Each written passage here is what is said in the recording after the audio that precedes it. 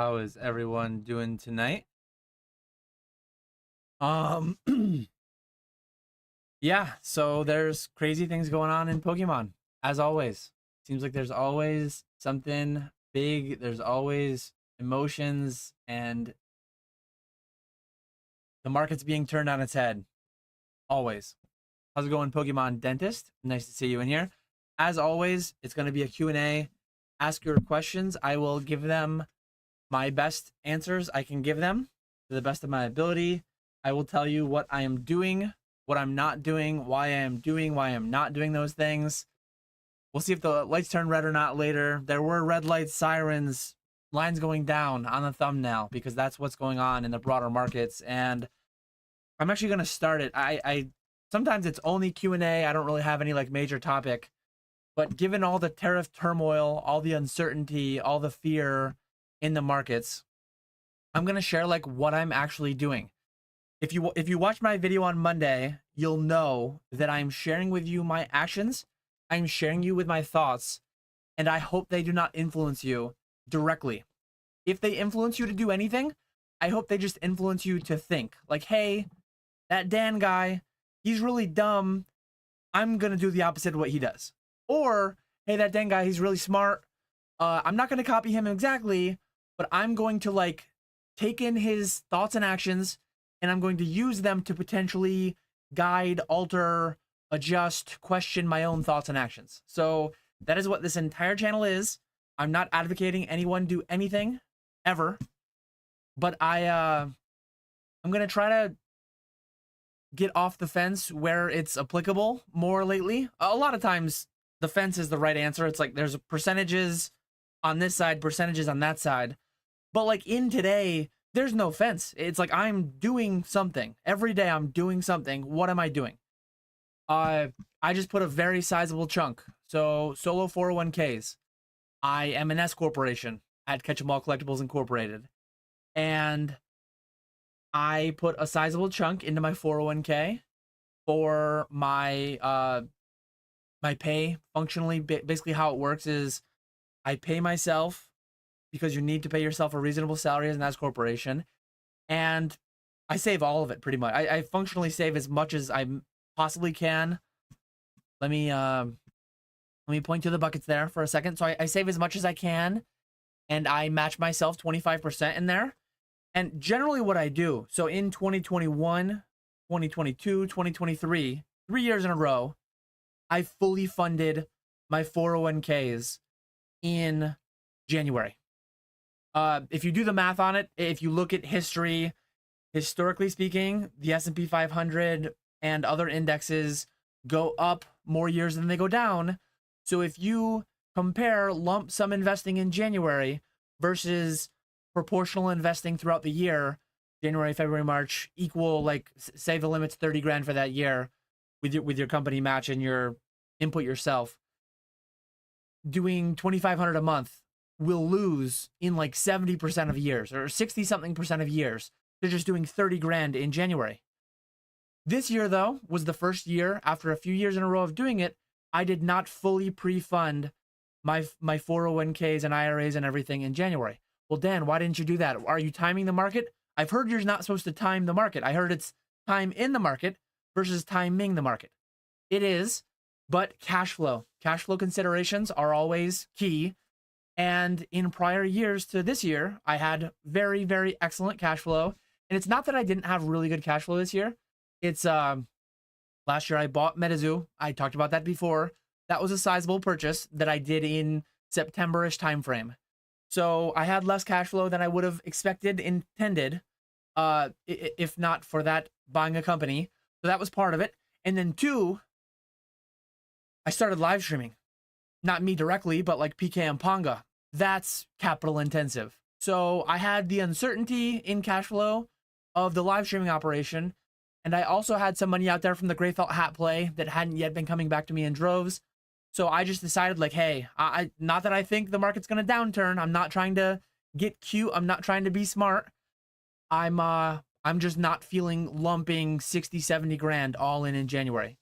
So over the past few months, I've ran a good business. I've loosened up my cash flow. I've gotten in a better spot, and the market just went on sale. The way that I see it, for me, this is not unilateral absolute truth. This is one guy doing the best he can do to navigate the situation he's in. So my opinion on what's going on right now, I say it all the time, or at least I used to say it all the time, and I used to get in a lot of trouble, but now I say it less. I say it less because I used to get in trouble, but I invest in traditional investments, S&P 500, VU, VTSAX, dividend aristocrats, things of that nature, VYM. Not any financial recommendations, just tickers and symbols of things that I actually invest in. Walk that I'm walking, not just talk that I'm talking. And those are investments to me. Investments to me in investment vehicles, in funds, in accounts such as IRAs and 401ks. I'm not touching those by rule for 30 plus years from now. I'm 35, 30 plus years from now, I'm not touching those things. Those to me are investments. I am as diamond hand can be. I don't trade in and out. I buy and I hold. Set it and forget it. So when I am looking at the global state of the economy, it's like I'm not a macro economist. I'm not an expert in the financial areas, but I'm betting on humanity. I'm betting, I don't know, 30 years ago, I was 5. I was entering kindergarten. The lengths to which humanity has amazed me over the past 30 years. I think they'll do it again. I'm betting on us, the USA, the world, everything as a whole. I'm betting we'll find a way to like get a lot further ahead than we are today. I'm parking my money in the markets. I'm buying fractional shares of like all the companies, and I didn't fully fund it. So again, not necessarily a timing thing. It's not me trying to get cuter. It's just like I put like 40 grand in. I put 40 grand in. I initiated it yesterday. I think it will actually take action. I think it's actioning like as we speak. I think it's actioning overnight the way you buy into index funds in a 401k IRA. It's not like Robinhood. You can buy at 9:30 in the morning with your morning coffee. You can sell at lunch. You can buy again. It's like you do it like once per day, and I think it takes effect at the end of the day. So I just put in over half of what I'm putting in for 2025. I could have, the money was in my account to put in all of it, but I'm trying to reach higher liquidity levels than I have in the past, because I started this year with a liquidity goal for my bank account, basically the same one I've had for a couple of years. But in the past couple of years, my business has multiplied. I went from doing a couple of million in sales a couple of years ago to now I'm on pace to do like 5 million in sales, maybe more. So when I had a liquidity goal of here and I was doing 2 million in sales, I shouldn't really have the same liquidity goal here when I'm buying and selling so much more, right? So I'm going to fund sometime in the next month or two. Basically what I told myself was start of Q2, I lumped in more than half of my year, 15% sale. Let me look up the year-to-date S&P 500. 15% sale on things that I'm not, 15.09% sale on things that I'm not buying. Sorry, I'm not selling for the next 30 years. Like, people are panicking. People are losing their minds over like, oh my God, my 401k. And I'm going to like be open and honest about this. I started with my employer in 2011. I graduated college and I started my first real job in 2011. I put in, I want to say the first year I put in like 5% into my 401k. I made a little over 50 grand. My first year of completion, profit sharing would have been more than this. Maybe I had 5 grand. I'd say after 1 year of being an engineer, I had 5 grand in my 401k. I used to look at that stupid thing every week, if not every day sometimes. I remember I used to have in the bottom banner thing on my desktop, I just put like a thing there that would track. I'd look at the Dow, I'd look at the S&P. It's like, oh my God, it's up 2%, it's down 0.5%. It's like I'm losing tens of dollars. I'm making tens of dollars. It's like, holy crap, this is crazy. And I don't do that anymore. Last year, when I made, how much did I make last year? When I made 10% plus, what did SP 500 return 2024? So when I made 23.31%, that amounted to multiple 6 figures of gains. that was more than I made in most years of my, well, in every year of my chemical engineering career. And I didn't like all of 2024. I probably looked at my balance 4 times, probably quarterly. I do about quarterly check-ins now. I know without looking at it, I know that I've lost 6 figures. I can do the quick math. I know roughly what's in there, and I know it's a lot of money. It's more, again, I've lost more money year to date in some accounts than I ever made in salary in a single year as a chemical engineer. But let me show the book. I'm gonna get it on screen. Shout out to Benjamin Graham, the intelligent investor. Mr. Market, as irrational, as emotional, as crazy as he can be, he's running out of his house screaming. He's saying, hey, Dan, I'm willing to buy your S&P 500. The same S&P 500 that I would have bought for, let's look up the year to date. The same S&P 500 that I would have bought for 58, 68, 55 on January 2nd. The same one that you own. Maybe it's a little bit different. I don't know if any of the 500 companies in the index has actually changed since the start of the year, but they might have, but it's almost the same. So the same thing that I would have given you 5,800 and 68.55, and you told me no. On January 2nd, I offered you this amount of money for it, and you told me no. And then the first month or two, it went up a couple percent, and you told me no. Every day, I tell Mr. Market, no, I'm not selling my S&P 500. Look at these hands. These hands are diamond hands I'm holding for 30 years. Why do people get so worked up, so crazy about, hey, Mr. Market says today, I'm willing to pay only 4,982. Go away, Mr. Market. I'm not selling for 30 years. And this is me. Again, this is all Dan talking, Dan with a 30-year time horizon. If you're 65 and you're in retirement, if you're 75 and you're in retirement, if you're 50 and you're planning on retiring at 60, 10 years from now, it's a very different conversation. It's a very different conversation. Hopefully you have like things figured out, but realistically, 15% in 1 year, I know it's happened in a very condensed time frame. It's happened all in 1 week, but 15% in a year, those happen. I feel like we were due for a 15% correction, downturn, whatever you want to call it.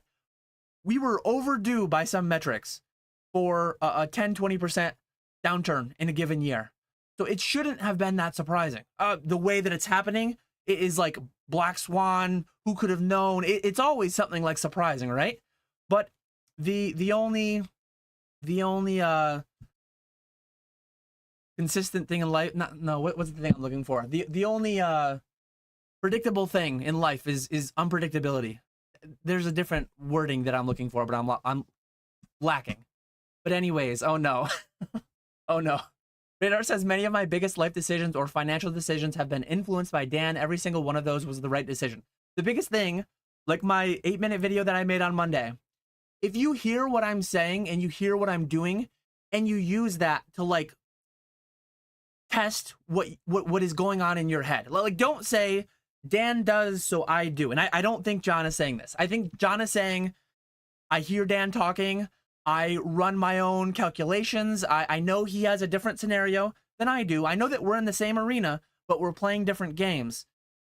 But I like what he's saying. I've run the numbers in my head. I've verified, and I'm gonna like emulate, imitate to some extent. Like I'm fine with that, but I'm not fine with people saying Dan is doing this, so I'm doing this too. Like that stuff is scary. Please don't do that.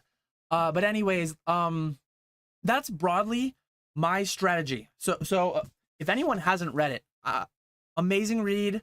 The allegory that I'm talking about of this Mr. Market is essentially like the market can be irrational. The market can stay irrational longer than you can stay solvent, all those things. But day by day, the market will just offer you, like the S&P 500, it's an option. It's an option. Right now, I could sell everything. I could sell everything for $4,982.77. But I'm holding for 30 years. So why do I care? Like, the same S&P 500 that I owned on January 2nd, I still own today. I own just as much. It's worth less, but I'm not selling. It's like, think you live in a house. I live in a house, and my house is worth something. I bought it for something. I added some improvements to it. I might be into my house for a couple, 200, 250 grand, and it might be worth on paper 400 grand. But it's like, it's the same house, whether it's worth 400 grand or 800 grand or 600 grand. or 100 grand, it's providing me the same amount of utility. And there might be some number, like there might be some number that's a different conversation. There might be some number that it hits, like say the S&P 500, it physically cannot do this, but say it went to 50,000 next week, say it 10x. The S&P 500 is not some shit coin. It's not some Pokemon card. The S&P 500 functionally cannot 10x in a day, in a week, in a year even. I'm pretty sure I'll be right on that into eternity.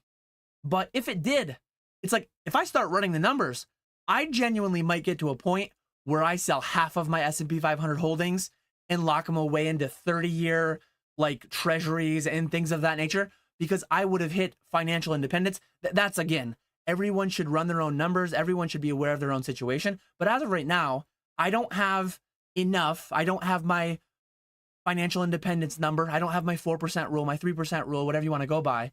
So I'm letting it ride. I'm betting on humanity. I'm betting this will just be another bump in the road. And it, if I'm wrong, that's where one thing I say in Pokemon is like, what are the implications if you're wrong? The implications of if I'm wrong, say the S&P 500, say that 6,000 was its all-time high.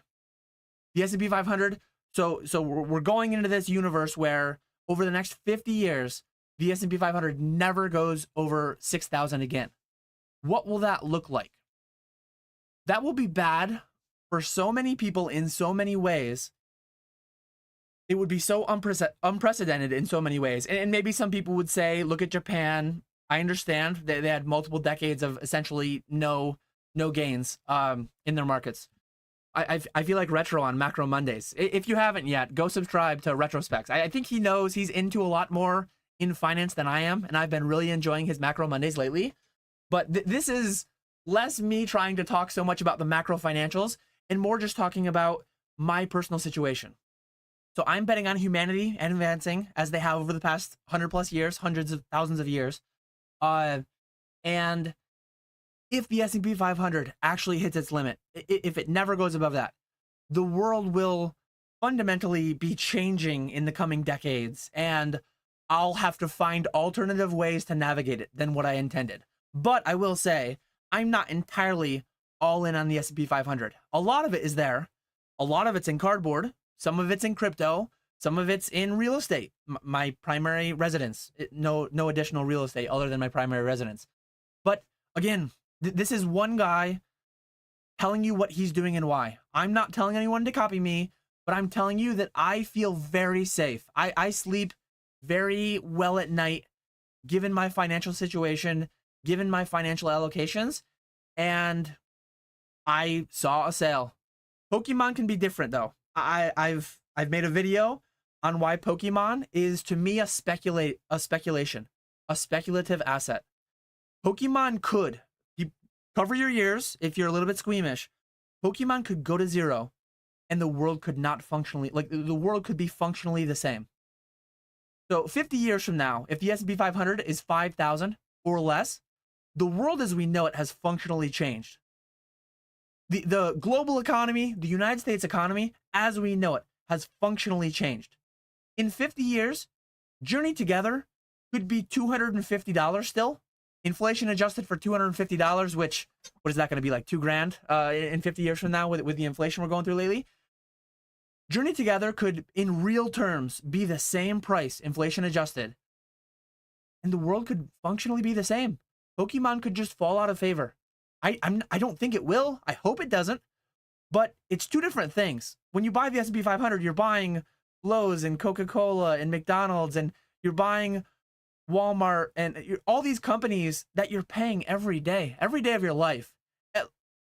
This would be an interesting thing, and it would be hard to like actually verify.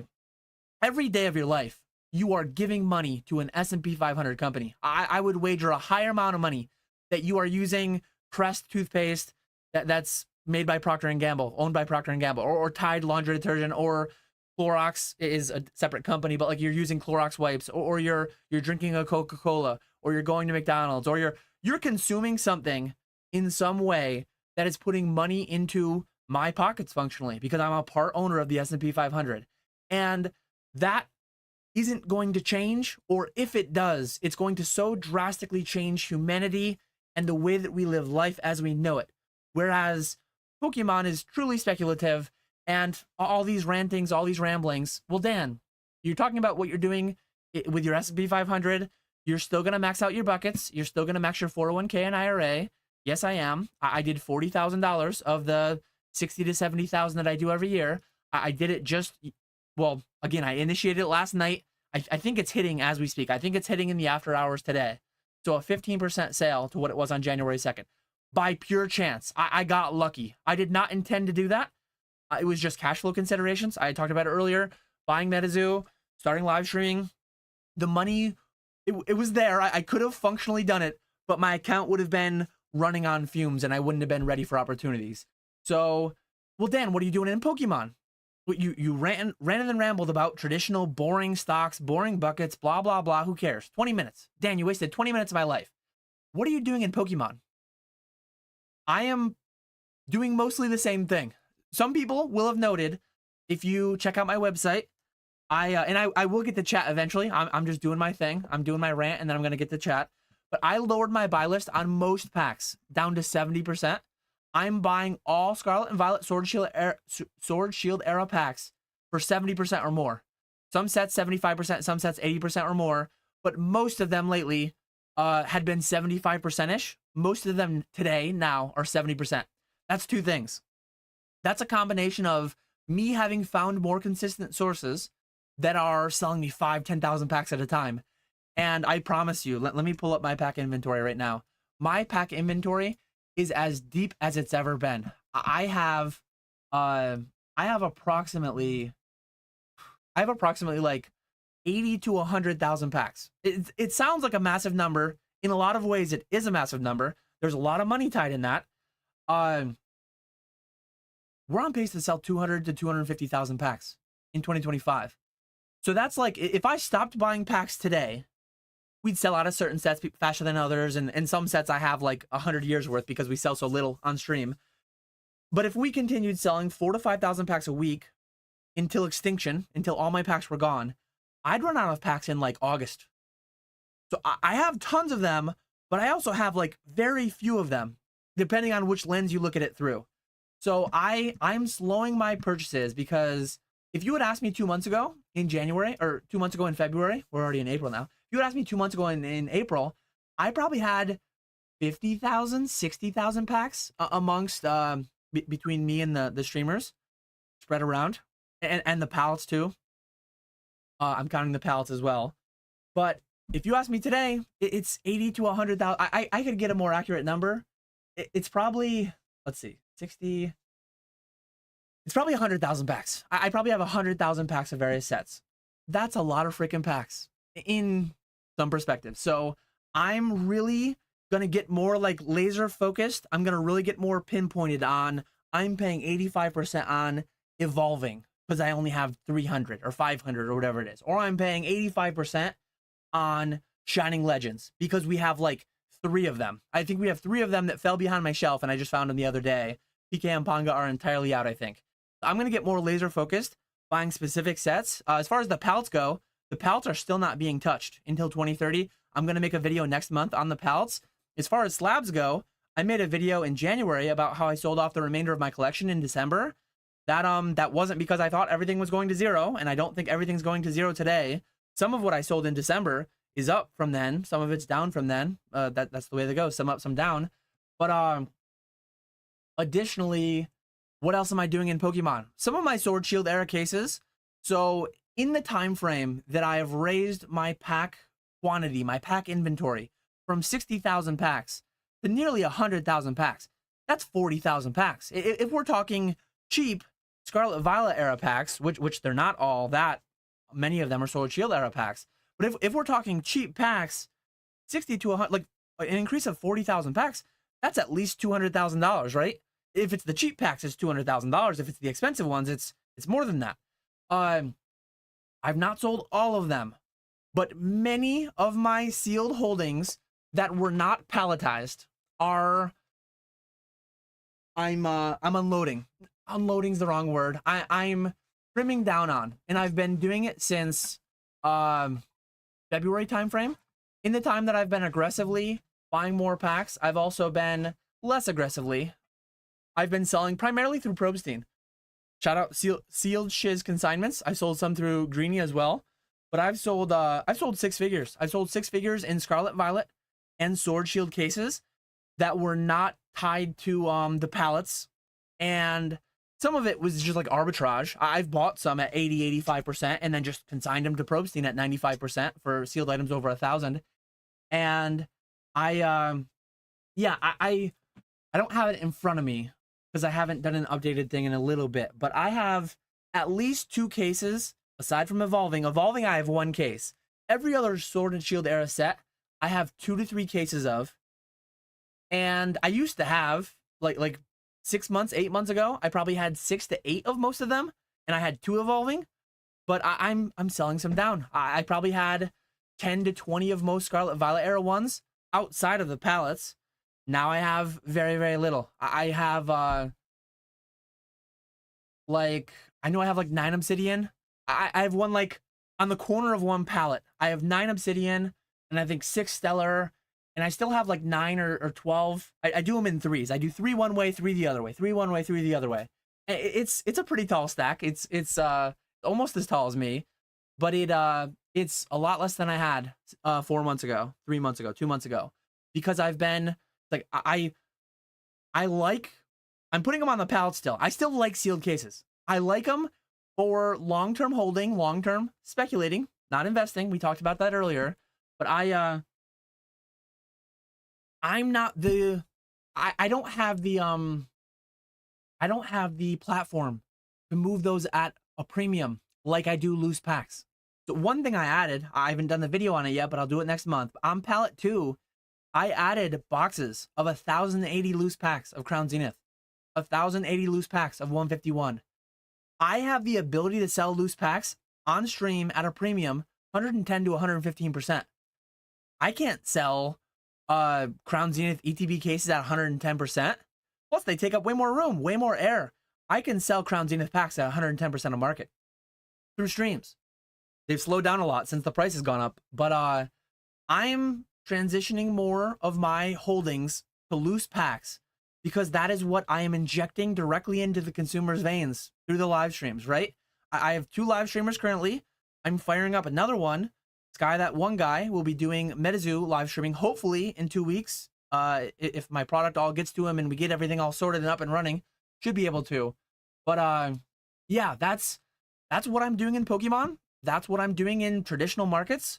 My investing, my speculating, not in that order. That was in reverse order, the way that I just said that. So my investing in traditional markets, I'm buying and I'm holding forever. Likely, if life continues to treat me well, my family well, if Pokemon continues to treat me, my family well, the 40,000 that I just put into mine and my wife's, we just put into our solo 401ks, that might be, hopefully, that will just be inheritance down the line for somebody. That it might not be a 30-year hold. That might be a 50-year hold into eventual inheritance for my children, whoever that all goes to. That's the best case. Hopefully, I don't even ever need that stuff, but I might need it someday. I might need it significantly earlier than I think. You never know what life might throw at you. So these are all just my thoughts. These are all where I'm at. Let me hop down. I'm gonna hop down to live chat, and I'm gonna like bounce back and forth between live. I'm gonna catch every question that I missed, but so they're widespread. So the 100,000 packs I have, when I do, I'll probably do a video. Let me take a note to do a video. Where's my? Oh, okay, here we go. Here's my notes. Somewhere I have live notes for this. I'm gonna open my video ideas thing. 100,000 packs holdings video. I'll do a video on that. It includes the pallets. So the pallets are at one of my dad's warehouses. Some amount of the packs are at my locations. Some amount of the packs are at my streamers' locations, right? They're spread around, but there's a lot of them. I wish I had a room that I open a big vault door, I jump in, I swim through the packs. James is really loving the vision, thinking what 100K packs looks like. So expectation, Scrooge McDuck. Dan opens up the vault door. He dives in like a banker and he's swimming around. Reality, it's a bunch of brown boxes. It's a bunch of 5 rows. 100,000 packs is 205 rows. Many of those are with streamers. Many of those are with me. Many of those are no 5 rows on the pallet with my dad. But what we do is we have a 16 by 14 by 10 box, double boxed. You can fit 1,080 packs inside a 16 by 14 by 10. And it weighs about 54 pounds. So there's a lot of those. But yeah, John says, holy smokes. I've had conversations, and I actually had this conversation in the car. I remember having the conversation in the car with Charlie and Zach on the way to dinner. So if you watched my MetaZoo Saturday video, the Collecticon recap, I had this and at the time, I think I told them 70, 80,000. I think I was not counting the pallets there, or whatever it was. I wasn't 100% up to speed with what I had at the time.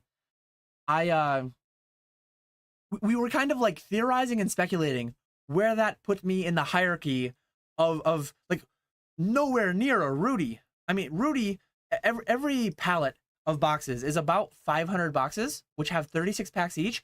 Every singular pallet of booster boxes is 18,000-ish booster packs. They might even be 600 boxes. They might be 20,000 packs each. So Rudy has hundreds of thousands, if not millions, of Pokemon booster packs alone. So it's like, clearly I'm not a Rudy. Clearly I'm not like a DA Card World. I'm probably not nearly a Going Twice. But where do I fall? I have no idea. I talked with a couple of people. I'm not going to throw out names, but I talked with a couple different streamers. Some people who run Whatnot operations in Fort Lauderdale when I went to Collecticon. I talked with some people who I sold 5,000 packs the last week. They sold 5,000 packs of one set the last week. They sold 50,000 packs total the last week. So it's like Dan's massive, Dan's huge 100,000 pack inventory. I talked to some people who run Whatnot operations that would evaporate that in 2 weeks. I talked to some people who ran TikTok operations that would evaporate that in 2 weeks. So what I have for me with 2 streamers, one full-time, one part-time, we run 7 nights a week, 5 days a week. We rip, go conservative. Say we're going to rip 200,000, 4,000 packs a week. We're going to rip 200,000 packs this year. I have 6 months of inventory. Talk to a lot of different businesses. My former business, we, depending on the product line, 6 months of inventory. In some, obviously, go to the grocery store. They're not going to keep 6 months of sweet corn. They're not going to keep, you could actually, if you looked at a grocery store, if you looked at many retailers, a lot of them do turn over their inventory significantly more than twice per year. But one thing that's in the back of my mind too is like, I've talked about a 3rd streamer before. 3rd streamer's coming soon for MetaZoo. There could be a 4th. Someday there could be a 4th. We'll see if the market can support it. We'll see if we can survive this tariff turmoil. I genuinely don't know. I genuinely don't know. And I didn't really talk about it much yet. But so let me step back to answer this question. I have no clue. People have guesses, people have ideas, people have theories, but nobody knows definitively. Especially, so going back to the S&P 500, going back to my buckets, going back to the $40,000 purchase I made yesterday of the S&P 500. I have no clue. That could go down 15% more, in which case, if in the next month it goes down 15% more, I'll buy the next 25 to 30 grand to fill my buckets. And if it goes down another 15% more than that, now we're getting into like not unprecedented territory, but we're getting into like late 1920s, early 1930s type 50% drop in a year. That's not entirely unexpected. For me to experience between now and hopefully 50 years from now, me passing, it's more likely than not that 1 year I'll see I fully expect in my lifetime to see a 40% drop in the stock market. I fully expect to see several, like multiple 20% drops. I expect to see dozens of 5-10% drops in any given year. So again, those are the investments. Those are the 30 plus year, 50 plus year, potentially lifetime diamond hand holds. But in Pokemon, it's way more speculative. I'm doing business in it every day. As of right now, I have like 6 months worth of packs, and that's a lot. That if you look at your Walmarts, if you look at your grocery store chains, look at their 10K filings, if you look at the amount of times they turn their inventory over in a year, it's a lot more than twice. But if you look at me 3 years ago, 4 or 5 years ago, turning my inventory over twice in a year is significantly higher than I used to do. And when you factor in my slabs, when you factor in the Van Gogh play that I'm doing with John with Radar, when you factor that in, I'm turning over my packs twice a year. I'm turning over my slabs 5, 6, 8 times a year. Not PSA ones lately because how long they're taking to grade, but like CGC, I'm mostly doing all that through Fanatics, instantly auctioning, instantly liquidating, just buy raw, grade, sell, buy raw, grade, sell. That's happening several times a year. So yeah, let me scroll up. Let me make sure I don't miss any of the early questions because I think they'll start expiring at some point. Thoughts on PSA turnaround and price increase? Very not surprising. I'm surprised how many people are surprised.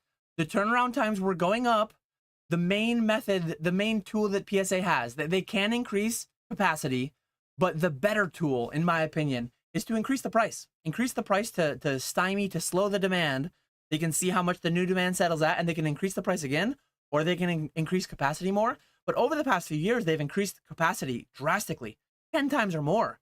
And they've increased price. So 5, 6, 7 years ago, you used to be able to grade a card $6, $7 at PSA. 5, 6, $7 at PSA. I'm talking 6, 7 years ago. They've only tripled the price. They've more than 10x the capacity. So some people are saying, like, just up the capacity, up the capacity, up the capacity. It's kind of dangerous to infinitely up the capacity. Like, it's wise of them, in my opinion, to up the price more than up the capacity. Because upping the capacity, I've mentioned this before, grading is fairly easy. They could just lay off a bunch of workers. Like there's not that much. The company I used to work for, we made specialty chemicals. We made specialty things like that. You would have $1 million capital expenditure to create a new line that would do $500,000 a year in sales. For PSA to grade another $1 million gross revenue in grading fees, they just have to hire some employees. Maybe they have to buy a couple, maybe a couple dozen multi-$1,000 sonic welders. Like PSA's capital expenditure to expand the buildings, the leases, whatever they do, whether they're buying, whether they're leasing, it's a lot less intensive than a lot of other industries, to be fair. But I think it's wise to increase both capacity and price and closely look at those and make sure you don't get out of whack too much. Did you see Destined Rivals booster box drop like $50 on pre-order? It's a good sign for sure. I don't look at pre-orders that far out. Yeah, I don't know. If you put everything on credit cards and the market crashes, you don't lose any of your own money. Not financial advice. Sterling crossed the buckets off his bingo sheet. Money markets are safer, plus 4%. I know many people, anecdotally, who have been in money markets forever because they're always fearing the next crash, the next crash, the next crash. I bought I-bonds. I bought I-bonds a couple years ago because they were 9.61%, and I felt like I was being smart. I felt like I was doing a good thing. Guaranteed return of 9.61%. And you know what? You know what I missed because of that? I missed the S&P 500 that went up 15, 20, 25%, whatever it was that year in that 12-month time frame. Not financial advice. I don't do anything in money markets. I am 30 plus years from retirement. I've got not all of it in stocks. 2 fund, 3 fund portfolio, a little bit of international, a little bit of bonds, minimal bonds. But I have the vast majority in S&P 500 and equivalent index funds because I'm holding for 30 plus years. Look at all the work by Bill Bengen. Look at all the work out there by the various research studies that have been done on the efficient frontier and asset allocations and blah, blah, blah, blah, blah, retro, macro Mondays. Tune into him. But can I ask who you're talking to? I see no questions asked. That's hilarious. I'm just ranting into the ethos, and I am answering questions now. You asked this 30 minutes ago, though, so I'm coming around to the questions. I'm gonna bounce back between live and the original questions, so I don't lose them. But yeah, I'm trying to keep tabs on both of them. Let me get them side by side. So I have one chat that's live, and I have one that's just with my highlighted ones. So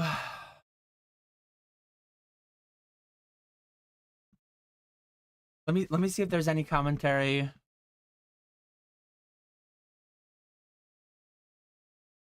I just want to see if there's anything like current in the comments that I want to touch before I miss out on it. I don't think there's anything, so I'm gonna go with questions, and I will catch up to everything. I will get to your question if you ask it. I appreciate the patience. At this point, I'm not sending my cards to get graded. Cards getting lost and an upcharge for getting a 10 to me sounds stupid unless you get it graded on the spot, but waiting 4 months is crazy. That's where it becomes pay to play, right? It becomes like, do you pay more to skip the line? Certain cards are worth kind of you up the risk in that you put more capital into the card, but you also like decrease the risk because you decrease the uncertainty of a 4-month lag time. So I don't know. I'm not like I'm not keeping up on the trackers all the time. Shout out to the tracker chat in Discord. But like how fast is the $75 tier turning? I have no idea. Not every card can be graded for 75 bucks and make money, right?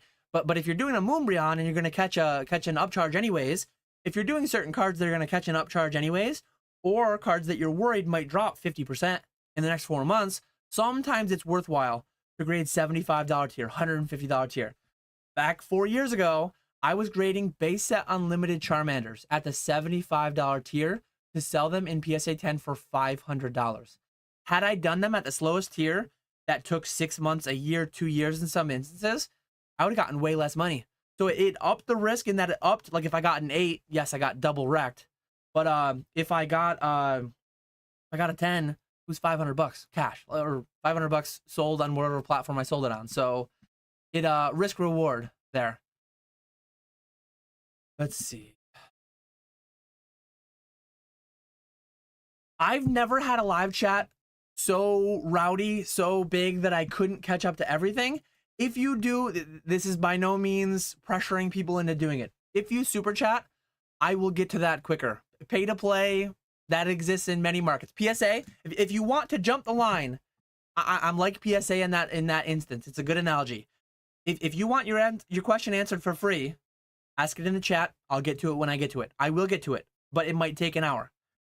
If you want to skip the line, super chats, they jump to the front. $75 tier, $150 tier, $300 tier at PSA, you jump to the front and you beat all the bulk guys grading for $15, $19, $20, whatever new bulk rate is.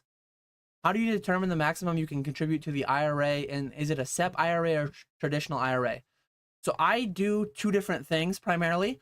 I have both my wife and I, through Catch 'em All Collectibles Incorporated, we have what are called solo 401ks. I'm a single, well, I'm a familial S corporation, basically. I'm not really a single member because my wife is, she's on the payroll as well for the company, and the kids will be soon. But I'm eligible to do a solo 401k because it's like no outside of the family employees. So you just Google it. You just Google like 20, I think it's 23,500. So 2025 401k limits. The 2025 401k limits is 23,500. If you're over 50, you can additionally do 7,500 more. So you can do $31,000 total. But that's 401ks. IRAs are separate. I do traditional IRAs as well, and that's $7,000 a year. So additional to the solo 401k though, I am both the employer and the employee. So I do up to 25% of my income. I can do a profit share. I can do like a company match. So I pay myself a reasonable salary that I've determined is reasonable to meet the guidelines the IRS sets for S corporations. Me and my accountant, as you and your accountant should, come to an agreement on what is reasonable for that. And I pay myself 25% of my salary as a profit share match. So those two numbers together, plus my wife's two numbers together, they go into the solo 401k every year. And then $14,000 between the two of us for our IRAs for the year as well. Dan, how do you combat burnout in terms of prevention, working through, and fixing? I prevent burnout. Prevention, an ounce of prevention is worth a pound of cure. So realize the signs before you burn out entirely, before you start burning out. Do something that soothes that issue. Do something that, like, go to the zoo with your family. Go to a water park for a few days in the middle of a work week with your family. I'm doing that in a couple weeks. Go to play some video games. Instead of on Friday night, on Saturday night, when you could be pre-grading, when you could be listing, when you could be making like hundreds of dollars an hour in a boom, occasionally send some top with the boys.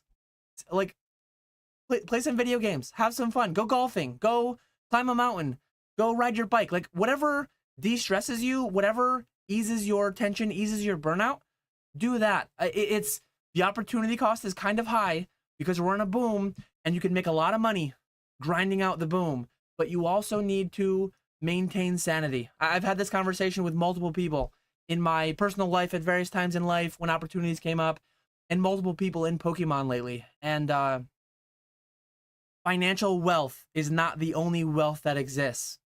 Emotional, like sanity is like a wealth that needs to be valued. Your health is a wealth that needs to be valued. So if you're like shortening your lifespan because of all the stress, because of all, like, you need to take time off to unwind. Everyone is built different. Everyone needs different amounts of sleep. Everyone needs different amounts of time off the clock, time to do whatever they want to do. So listen to your body, listen to your mind, and give it what it needs. It doesn't just need money, I promise you. People aren't losing money, losing their minds over their 401k, losing value. They're losing their mind over why their 401k is losing money. People aren't losing their minds over their 401k losing value. I'm not understanding the distinction, and I'm sorry that I'm over 37 minutes late to this, but a lot of people that aren't planning to sell for the next 30 plus years are caring way too much about what it does in the short-term fluctuations. Don't worry about Mr. Market. He is very irrational, illogical, emotional.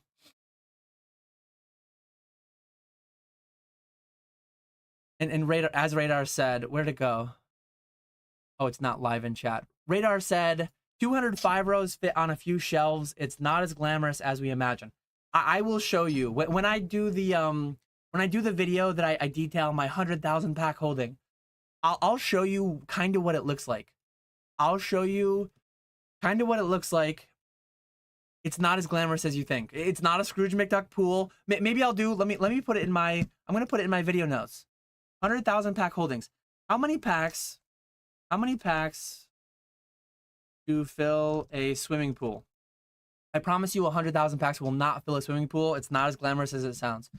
And I appreciate you. Look at Radar out here.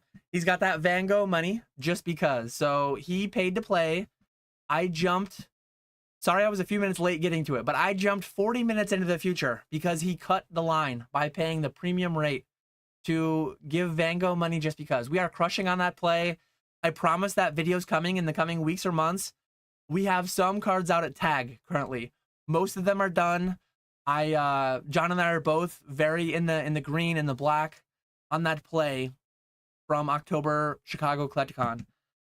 If anyone finds a case, Collecticon Chicago is this weekend. If anyone finds a case, hit me up. I did just put 40,000 in the markets, but I'll find some money. I'll find some liquidity to buy into a part case. John, if you're going, find us our next gray felt hat case. Pokemon Dentist says you can also write off super chats.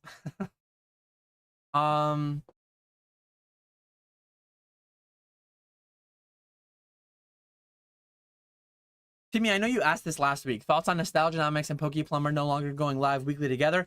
I don't know that it's done forever. I've talked with both of them since you made that comment last week in my live stream. I don't know entirely for sure. I hope the gang gets back together. I enjoyed that podcast. I enjoy the content they make separately. I don't watch all of either of their content, but I watch a fair bit of it.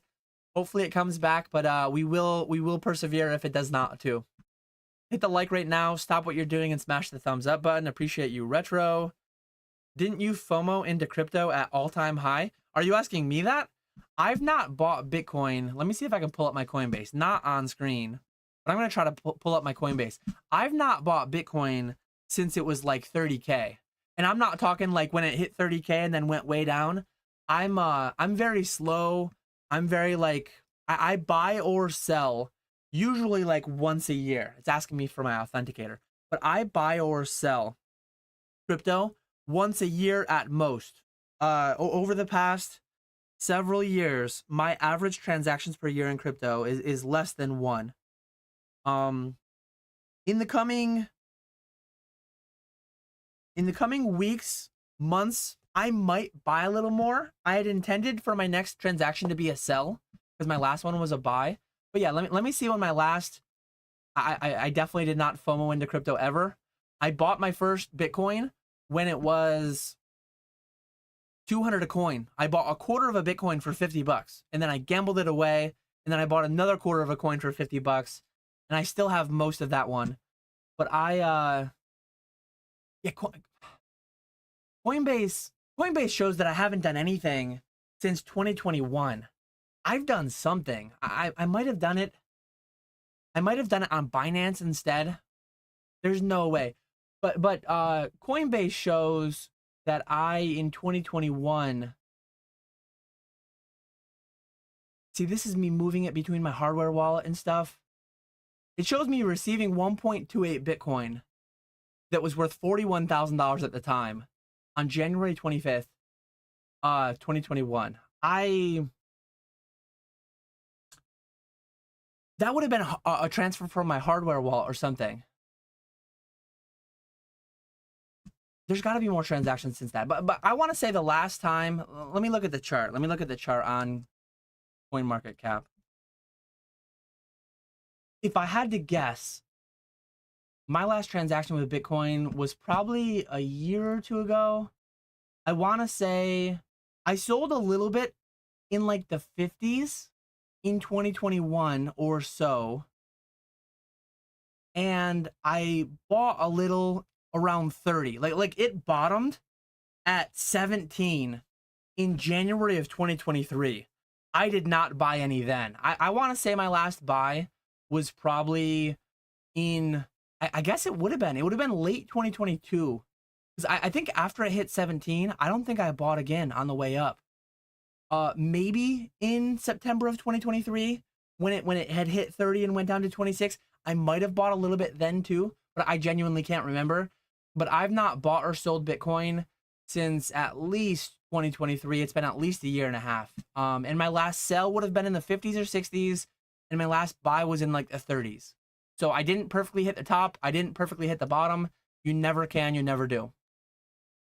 Dan, you're acting like this is a normal market correction and not literally potentially the end of the US as a sole global superpower.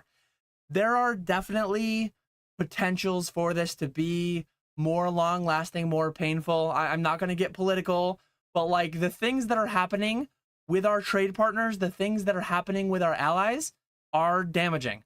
Will they be pushed off as like, oh, it was one dude for a 4-year span that was doing it, and then the next guy 4 years later, the next guy or gal 4 years later, the next one for the next coming decades? Will we have more predictability? Will we have more historical norms? I don't know. Are we headed? I don't want to say anything too dangerous, but there are risks that this could be like the beginning of the end of the U.S. as the world reserve currency. This could be the beginning of the end of the US as the world #1 superpower. All that, like, that could happen. But the S&P 500 is not solely in the United States. There's a global presence to many of the companies. I do have some international holdings. Again, I have crypto, I have cardboard, I have, it's not the only thing I have, but if I had to place a bet one way or the other, let's look at the S&P 500. Remind me in 30 years.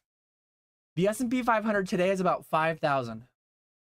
If you do 7% real returns adjusted year over year, that doubles every 10 years. 30 years from now, I think we're going to get a solid 3 doubles.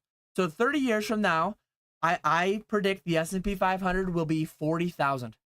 At me in 30 years, if I'm right or if I'm wrong, I predict it will be more than 40,000 in 30 years. I could be entirely wrong. The US could be a third world country at that point, and maybe the rest of the world will run away from us. Maybe people will be living on Mars. I have no idea, but I'm quite confident in my bets. I'm as confident as I can be. The people, I know people, anecdotally, that in 2008, they pulled everything out. Maybe not at the very bottom, but somewhere near the bottom. And they put it, hey, 3% money market guaranteed. You can't lose money. You can't lose money. Except for that pesky thing called inflation. How's your 4% money market doing when the things you buy every day are going up 5, 6, 7% year over year, certain years. I am not one to hold too much cash. I hold some amount. Well, it all depends on who you're comparing to, right? Some people I hold way too much cash. Some people I hold no cash whatsoever. I invest in equities. I speculate in assets of the cardboard kind, of the cryptocurrency kind. I buy assets like real estate that are proven to generally perform as well or better than inflation. Some significantly better than inflation. So all these might happen, could be. I'm one guy doing the best I can. Will it be optimal? No. I guarantee you my plan is not optimal. It's not only not going to be optimal for you, it's not going to be optimal for me. 30 years from now, hindsight, if I watch this live stream when I'm 65, I'll say, "Damn it, Dan, why didn't you buy a couple more Bitcoin? Why didn't you sell your 100,000 packs, you dumbass? Pokemon dies in 2040. You don't know what's coming, but it's coming." This is me in 30 years in a hypothetical scenario where Pokemon dies. You dumbass, sell. You are speaking at the all-time high of Pokemon's existence. Everyone's waiting for Destined Rivals. Everyone's waiting for the 30th anniversary. Those are all duds. You don't know it, but I know it 30 years from now. I have no clue. Nobody has a clue. I'm placing my bets where I see fit based on my past experiences, based on my current financial living situation, based on all that stuff. I'm going to read the thing. I'm just providing observational information to the best of my ability, and people can infer from that what they want. I'm just doing my best out here. It might not be the best. It will certainly not be the best, but hopefully it will be good enough for me and my family. So that is always a big disclaimer to throw on everything I'm doing. I'm out here. I'm doing it.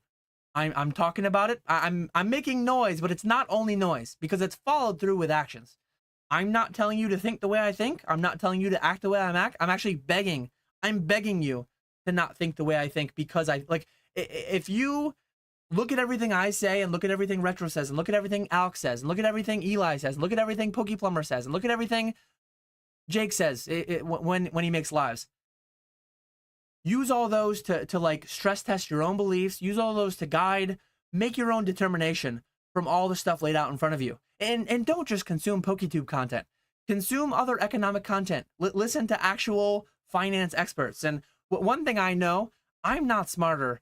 I'm not in the top 10 percentile of finance brains in the world. People who write books like this are. Warren Buffett likely is. Many people are. And you're up against all of them.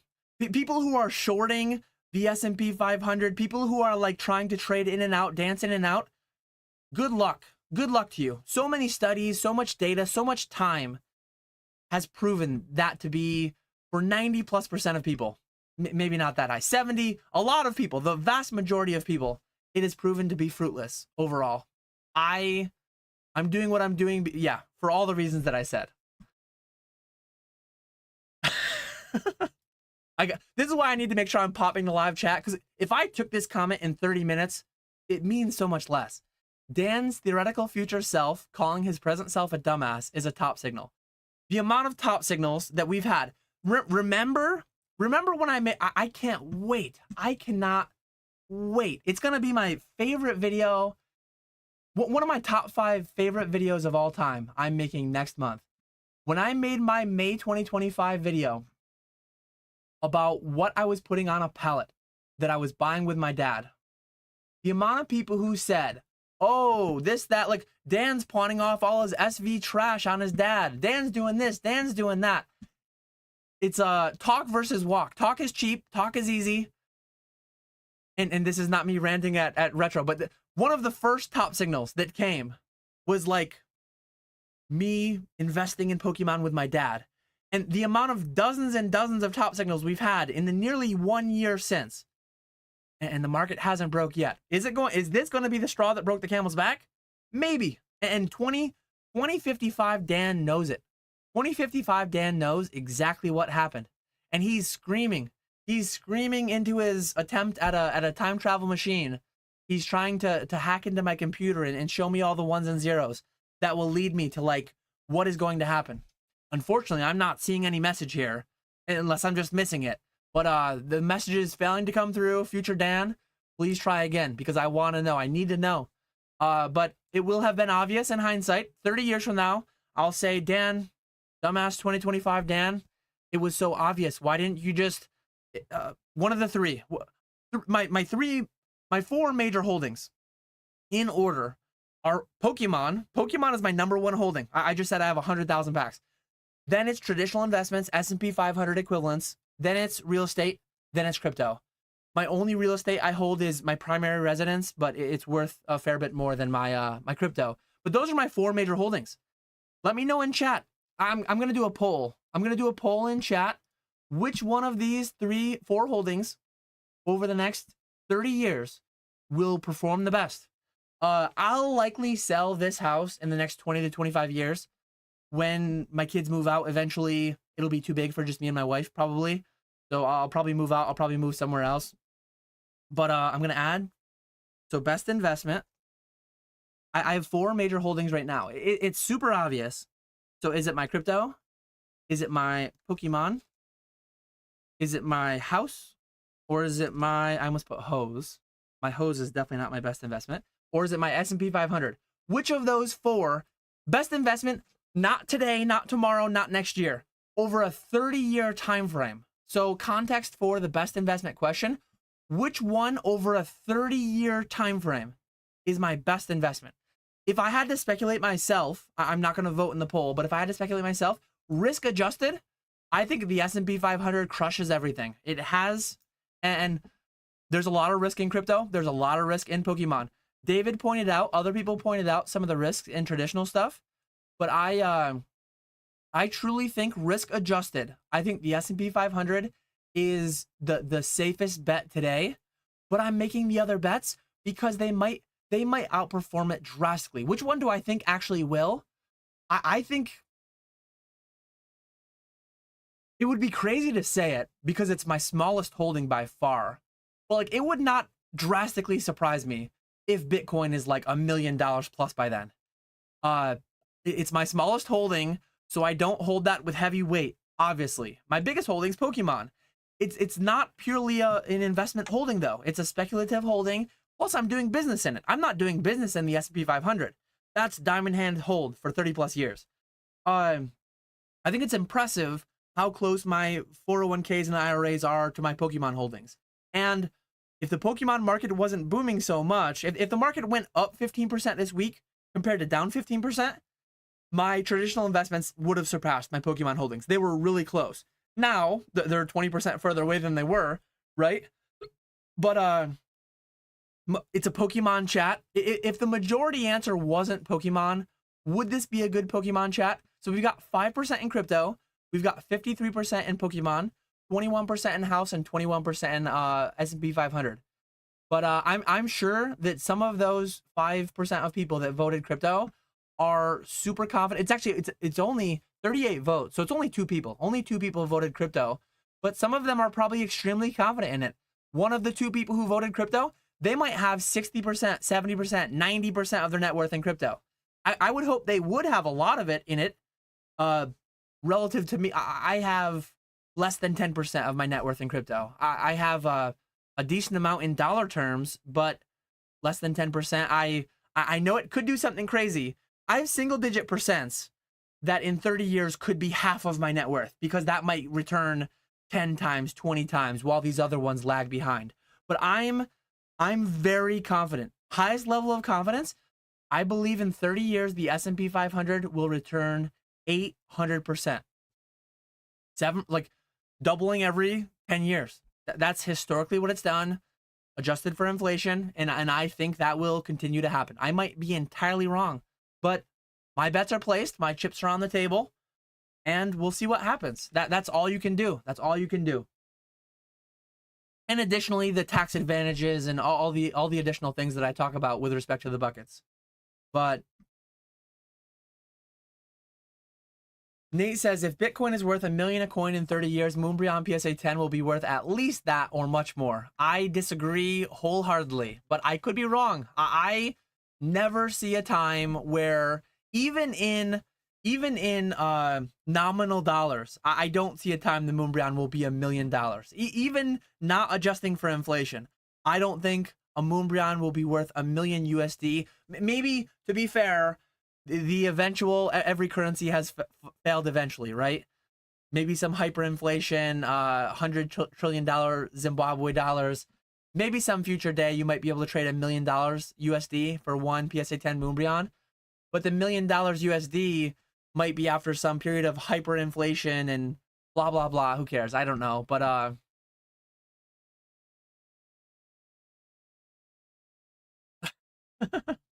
1 million for a PSA 10 Moonbryon. I can't. Gotta be a troll. You never know. I've seen a lot of bullishness. I've seen a lot of bullishness. Dan told me privately he's worth 9 figures, but he wants to remain humble. I promise you I'm not worth anywhere near 9 figures. I'm not even worth anywhere near 8 figures.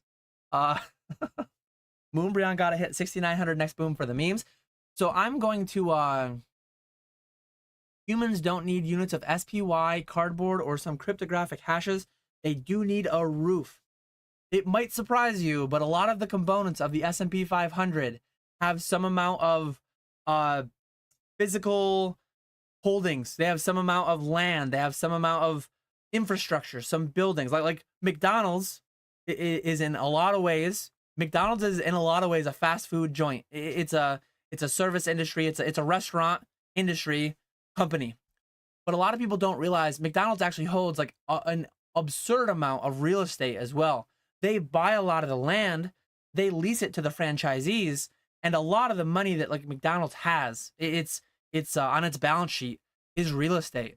So you might be surprised, maybe you wouldn't be surprised, but you might be surprised the amount of actual tangible real estate that's existing in the S&P 500 as well. So, and Kaiser agrees, but yeah, that's again, tune into I've been enjoying Macro Mondays, and I'm shouting it out a lot today in the hopes that it doesn't go away. We are in a great time for content right now. Java's going live every night. He just finished with Spat, and I apologize, Java. I saw that you rated. I think I shouted out your donation. No, I didn't. I apologize. Java gifted 5 memberships. If you've not yet, I'm going to link his or can a mod Retro, can you link your channel for Macro Mondays? Go like and subscribe over at Retro's channel for Macro Mondays. Every Monday during the day, he goes and he talks Pokemon. He talks broader finance, macro finance, global finance, US finance. And then Java, every night this month, I'm going to be on there at some point. I forget the date. But every night this month, Java's having a different person on from the Pokemon space. Just tonight, he had Spat. He had Spat's cards on. The other night, he had Cardinal Gaming on. Old School Pokemon. He had Retro on. He had Ponga on. He's had a lot of people on, and he's going to have a lot more throughout the month. So definitely go check those out. But, oh no, Retro said every Monday until I'm in Hawaii, but I'll try and do some pre-recorded while I'm on vacation. Give us a 10-minute Macro Monday, like, give us a crumb. Give us something. Give us something to keep the consistency going. But yeah, Retro peeked at you. If somebody could link Java's channel in the chat, only the mods can drop links. If you can link Java's channel, and if you could link Retro's channel. You don't know how to pin links. You don't need to pin it, just post it. If you just post it, people can see it, people can click on it, they can go sub, and then they can hop back. Thoughts on the Japanese market crashing because of the tariffs? I have no idea. A lot of like very macro-minded financial, like doctorates in finance, don't know what's going to happen. There's a lot of uncertainty. There's I don't know, so I don't want to speculate. I'm confident in the 30 years. I'm not confident in the 3 days, 3 weeks, 3 months. But what am I doing?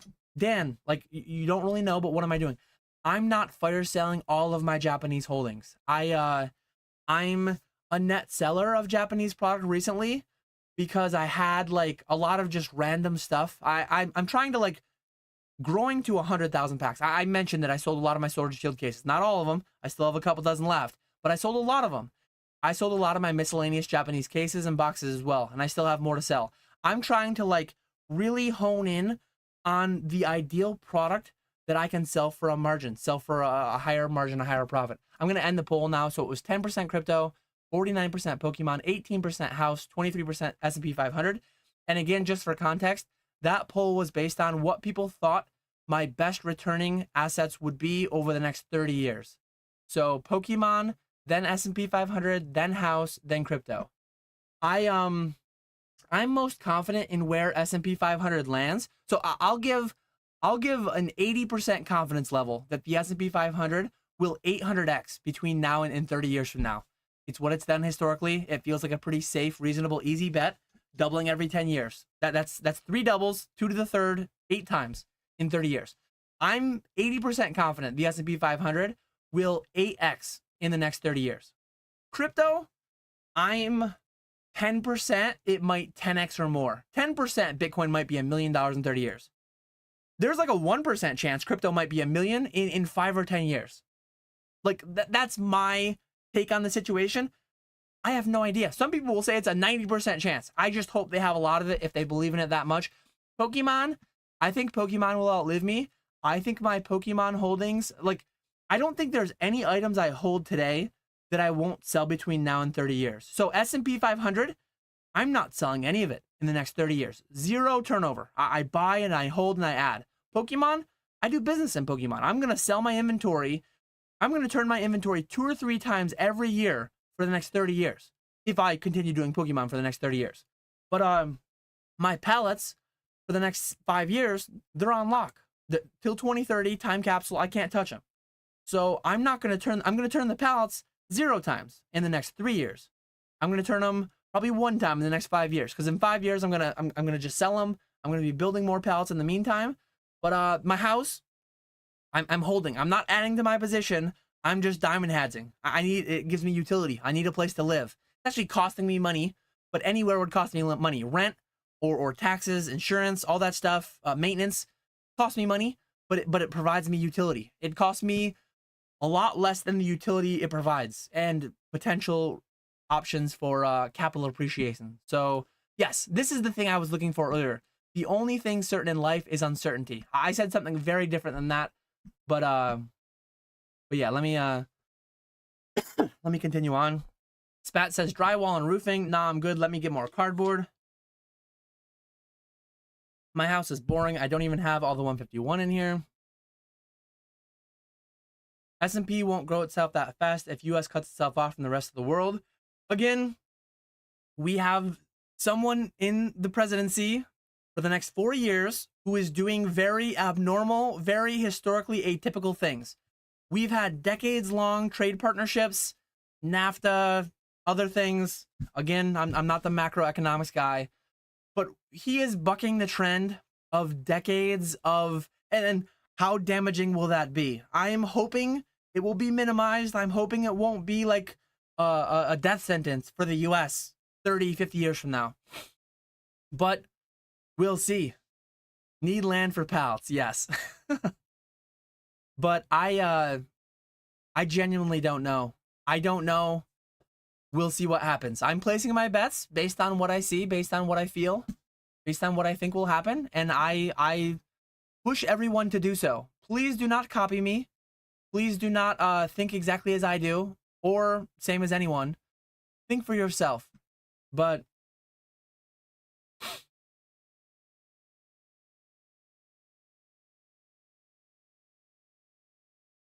I truly think, and again, this is like, I intend on running the live streams in the fall. I intend on running the live streams for the coming years and hopefully decades. We'll see.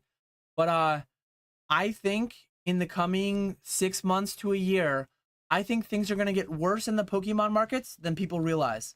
Dan, why do you have 100,000 packs? 100,000 packs is draining by thousands of packs a week. Generally speaking, I would like to lower my position from 100,000 packs to like 60 or 70,000 packs again by the fall. Maybe even slightly less. I generally have more packs than I would like to. But I won't turn down if I can buy for 70%. That's why my buy list is up. I will buy for 70% where it makes sense to buy, where I think it makes sense to buy. But generally speaking, I think Pokemon market, cardboard market is in for some harder times than they expect. I sold out my slabs late last year. All my slabs that I get, I'm pretty much instantly selling. I've been saying that for a little bit, and prices have continued to go up. Look at the gray felt hat Pikachu. It's going up to new highs. It's crazy. I could be entirely wrong, but I'm just doing the best I can do. I'm placing my bets, I'm making my guesses, and I'm going from there. Appreciate you, appreciate you. It's weird because it says on my screen, it says who gifted memberships. Something is still screwed up, but Son of a Mewtwo gifted 20 memberships. I appreciate you very much. Member for 2 months, gifting 20 memberships. We're going to see 20 lawnmowers, but I appreciate that. Pokemon Dentist says we will get back to sub MSRP in a year. I largely agree. I would say between 6 and 24 months, I'm extremely confident, 90% confident. It could land in the 10%. I could be wrong. If you would ask me 6 months ago, Dan, do you think Gray Felt Hat Pikachu will be a 35,000 pop, $750 PSA 10? I would say there's less than a 10% chance of that. If you would ask me in January, Dan, do you think Crown Zenith in 1 year will be a $10 booster pack? I would have said there's probably less than a 10% chance of that. I've been wrong many times. I will be wrong more in the future, but I think there's a 90% chance that in the next 6 to 24 months, not only will boxes be sub MSRP, I think there will be some boxes that are sub 100 shipped on eBay. I could be wrong, but I generally want to have a lot of my packs sold down by then, but I also generally need to keep at least a 3-month buffer. If that doesn't happen, I need to have a few months worth of packs to sell every day, every night on Fanatics. So I'm placing my bets, and I'm gonna see what happens. Retro says, I'll be genuinely surprised if booster boxes ever get back to 85 again. It's possible, but I give it a low probability. Yeah, I mean, I genuinely don't know. I think we'll see it again. I'm saying sub 100. 85 would not surprise me. $84.99 shipped on a main set booster box would not surprise me. Sub 100, I'm sub MSRP. I'm giving a 90+% chance in the next 24 months, 6 to 24 months. Sub 100, I think 70+%, 80% plus chance, high chance that one set will be sub 100 for some amount of time. I'm not saying forever. I'm not saying it's going to go sub 100 and stay there forever, but it will be that for a day, a week, a month, whatever. I think that's going to happen again. I think people are way too overconfident, but who knows? A. Perez likes the Bulba Butt emote, so shout out to Son of a Mewtwo, gifting him that membership. Peak Dad True thinks Destined Rivals will be our final peak. If they do the 30th like celebrations and make it a super small available set, we're back to a sense of normalcy. We'll see. No clue, but I'm placing my bets, and everyone should place theirs based on what they see, what they think. I'm still back at an hour ago on the chat, so I'm gonna try to catch up. I'm gonna try to like power through a bunch of these.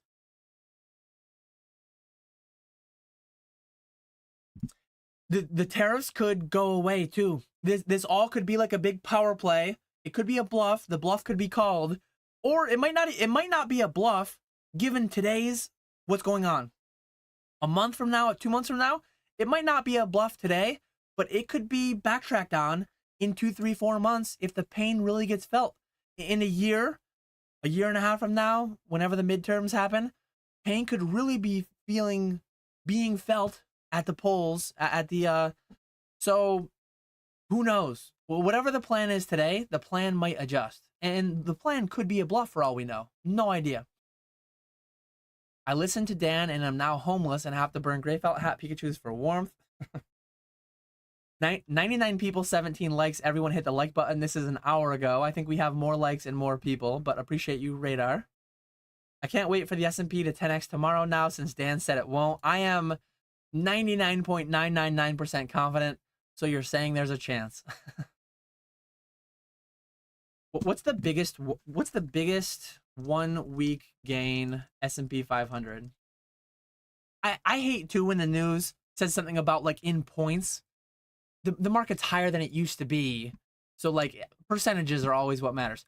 So on March 15th, 1933, the S&P 500 went up 16.61%. That's the largest single day gain. That's insane. The largest single day loss, wow. That must be Black Monday, right? October 19th, 1987. Black Monday, yes. 20.47% Black Monday. That is wild. And then the great crash, the Wall Street crash, October 28th, 1929, that was 12.34% in one day. But we almost cracked the top 20. I don't see any 2025.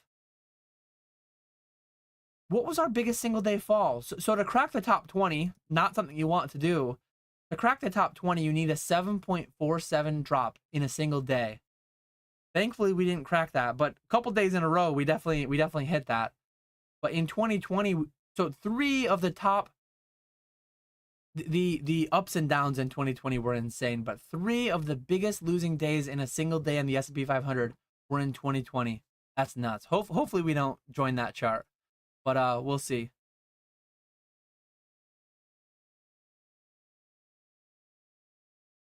You're down bad right now, so am I. Yeah, but on things that I'm holding for 30 plus years, so we're up. The vibes are way up.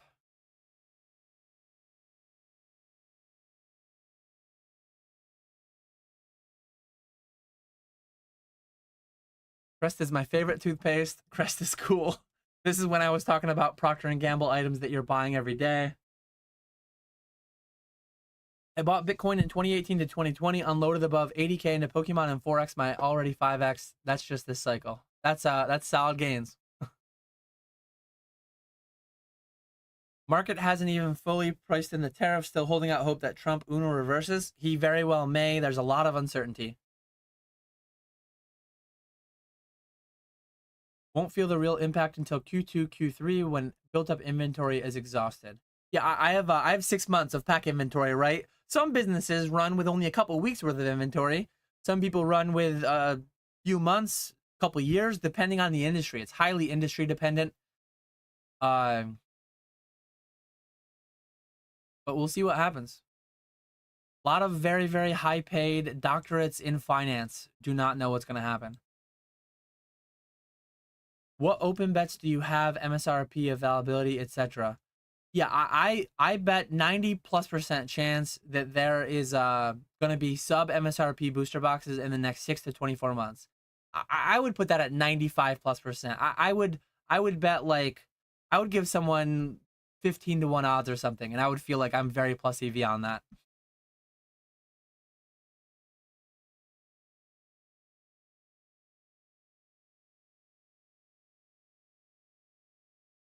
Cryptomon is calling for Bitcoin to retrace 70 to 80%.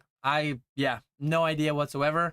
If it goes down to 30 in the coming months, years, I'll buy some more. I don't have any intent to sell what I'm holding right now. I didn't sell it at 100, so I'm not going to sell it at less than 100. My next planned thing was going to be a sell, but if it feels like I kind of missed the short-term potential all-time high, maybe it's the all-time high, I don't know. If it feels like, yeah, it goes to 30, 40, 50, I might nibble. I might nibble a little bit more, buy a little bit more. What's your math for selling sealed cases instead of opening for rip and ship? So if I can, if the sealed case is more than a 10% premium to the loose packs, I'll sell it as a sealed case. I'll sell it through ProbeSteam for 95% payout. But if a sealed case is like 5, 6, 7, 8, 9% premium over the packs, I'll just rip and sell the packs, because I can sell the packs at 110, 115% of market on the live streams. Can you share a bit about the protections you've mentioned you have for not getting scammed on loose packs? Do others have the same verification methods as you? And is the method being abused? The most straightforward method that I have is trust in who I'm buying from. I'm buying 90+% of the packs that I source are from people that I've known for a decent amount of time and I do a decent amount of business with. It would be a vast risk to their brand. Most people I buy packs from have some amount of a name, some amount of a brand in the hobby, in the community. And not that nobody's ever risked a brand, not that nobody's ever scammed. I will drag you in your name and your brand. I will I don't know that I have the full power to, but I will do everything I can do to end you. If you sell me 1,000 packs of something, if you sell me 100 packs of something and they were resealed and I find out that you did it, maybe there's a chance that you bought them as a reseal, and I will be grilling you though. So if anyone out there ever sells me packs, I will do everything I can do to end you in this hobby. I will get you rattled. I will get you I don't really know Opossum Bud that well, but I will try to get you out there everywhere as a bad person, a scammer. Like, get out of here, go away. But sometimes I open packs. Sometimes I buy 100 packs. I pick a few at random and I rip some. Sometimes I buy 1,000 packs and I rip 10 of them if they feel fishy, if they feel iffy. You can weigh, like, there's different things you can do. I'm not going to get into the whole thing because it's like, oh, well, the scammer's going to know all the methods and they're just going to do that to try to trick Dan. But there's ways. One of the two biggest deterrents are knowing the people I buy from and the risk that they'd be putting themselves under trying to sell loose packs to me. Because all these are being ripped. All these are being ripped. So it's like, we're going to be ripping them on a live stream. If you reseal them really badly, pulling all the hits and sealing them with no hits, it'll be discovered in a week or two on a live stream. So it's going to be found out and you'll be called out for it. And if I find it out before I pay you, I'm obviously not going to pay you and you're just going to be out all that time, effort. You're going to lose your trust and everything in the community. But another thing is, like, I pay second. So is someone really going to risk sending 1,000 resealed packs to me when I don't pay them first? I think they'd be more likely to sell on eBay. I think they'd be more likely to sell to somebody for PayPal goods and services and try to, like, withdraw that money and run away with it, skip town with it. If you send to me up front and then you wait for me to pay you, that's just a big gamble to take, that I'm going to get scammed by your packs and pay you out in full, right? So those are the biggest protections that I have. And a lot of people can't replicate that because they don't have the name, the brand, the trust for the past decade being in the hobby. 11 years now being in the hobby. 4 years being on YouTube. So those are my biggest defenses that I have.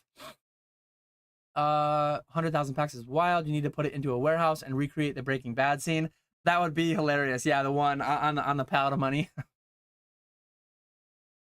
It's in multiple locations, as I said before, but futures dumping. Guess we waking up with the market and buying more tomorrow. So SP 500 futures. Let's see what the futures are at right now. Down.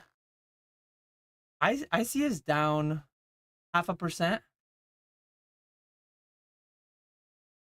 I guess when you commented this, it's funny because, like, you commented this at 9:31, and it's already moved a little bit since then. Do you think mega rares are going to keep booming till the release of the Z to A sets? I have no idea. I'm not making any vast speculations on that. I don't really make plays in single cards or in slabs. I just my holdings are sealed product, basically.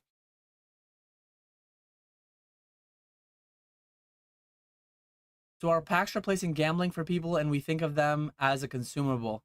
I see packs as a consumable. All the packs that I sell, most of the packs that I sell are straight consumed. So that's one thing I see. Like, my pallets of sealed cases and sealed packs work great in tandem with my live stream operation because one of them, to the tune of 4,000 to 5,000 packs a week, destroys packs. It consumes packs. We ship a little bit sealed, but we rip most of them. And then the other one is like, hey, these packs that are being ripped endlessly on live streams everywhere, this is a sealed product that I'll feed into the live stream beast years down the line. Oh, nice. I needed some nuance this evening. We always do, don't we? Some Whatnot guys have a higher overhead than we both gross in a year combined. Yes, absolutely. It's insane, some of the operations. I know Retro's got some Whatnot whales that he feeds. And on PokeFlips, we had Master Set Games on there. He talked about, he's primarily slabs, but he talked about some of his numbers on there. Would you ever want to co-host another weekly podcast? I really like PokeFlips. I really like the thing that I'm doing with Nick. If the right opportunity came up, there's a chance that I could do another podcast. I wouldn't want to do a weekly one. I might do a bi-weekly one that landed in between, like, PokeFlips. But I wouldn't want to do another weekly obligation. That's a lot. It's a lot. I'm doing weekly right now, but sometime by summer, I intend on going back to every other week for my personal live streams. I intend on doing PokeFlips 1 week, and then the next week doing my personal live. Right now, I'm doing my live every week and PokeFlips every other week. But yeah, that's where I stand with that right now. So it's 10:30 right now. I'm very far behind in chat. I'm going to try to catch up in chat, and I'm going to try to wrap up my live by 11. I don't know that I can do that, but I'm going to try my best. Because I do have a big day tomorrow.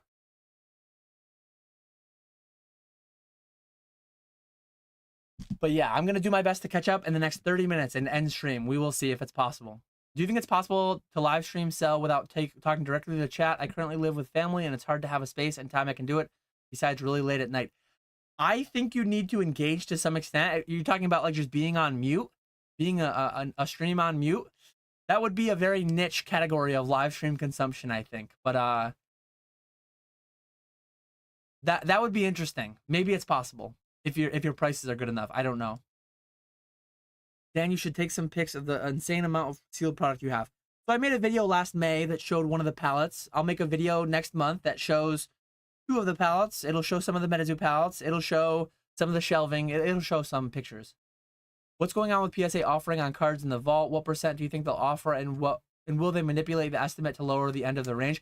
I saw this in Discord. It wouldn't be surprising if it was let me give the proper attributions to this. Somebody said in Discord, I think it was Rock Pokemon. Rock Pokemon said that he thinks it's probably like a Cardio or GameStop or who knows. But it's not surprising. It's not surprising that the industry is getting more efficient, and will all the little operations, will all the little guys just be kind of pushed out of the market if it gets too much more efficient? Efficient markets are kind of nice in a lot of ways to do arbitrage and to make money on, but if it gets too much like stocks, it'll be harder for the little guys to make money. And this is a step towards that. So for anyone unfamiliar, if you vault your cards with PSA, they'll do like an instant cash offer. Anyone who knows Ava's Binder, she's doing that website, an app called Misprint, where they do like a bid-ask spread on all the cards. Maybe it's something like that. I think PSA mentioned they were going to add some functionality. Nat mentioned like a year ago or several months ago at least, he mentioned that there would be some functionality where you could put like a buy offer out on certain cards tied to the vault, tied to the PSA registry and all that. So I think this is just that coming to fruition. Dan, if your FA has you in international stocks, we need to get you a new FA. I am not drastically in international stocks at all, but I definitely have some amount of them. I don't have a financial advisor. I read a lot of books. I read a lot of Bogleheads. I listen to a lot of stuff on the Efficient Frontier. And I'm very drastically slanted towards the S&P 500, which are United States companies, but they do have a lot of them have a global presence. So yeah, I guess I would need to look at all my different accounts and see single-digit percentages probably in international.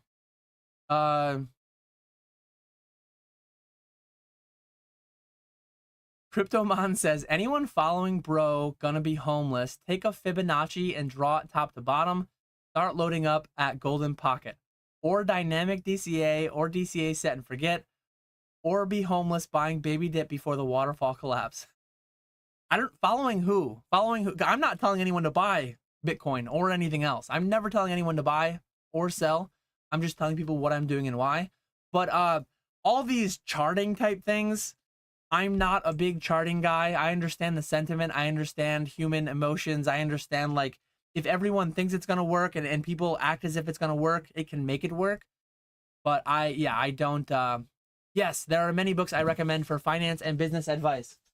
Let me I'm just going to do a little bit of a book show. I've not read all these yet, but here's my library. Here's my little library. I'm not going to show the whole thing, but I'm going to show some of them. Anti-Fragile. I've not read that one yet. Nudge. I don't think I've read that one yet. The Intelligent Investor, which I already showed and I've read.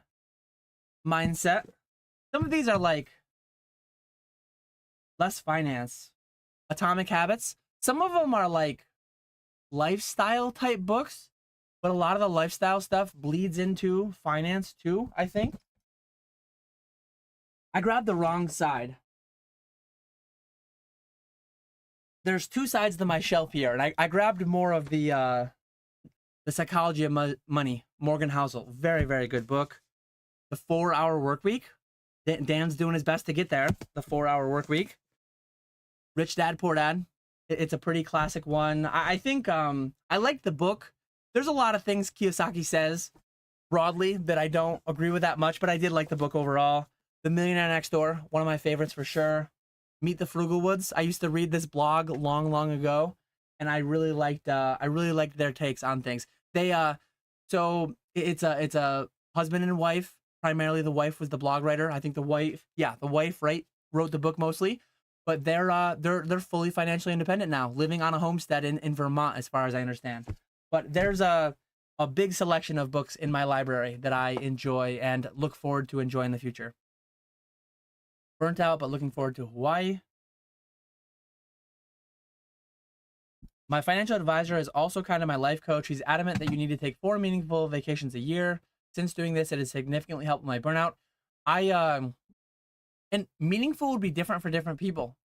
Some people it would be the location. Some people it would be the duration. It would be very different.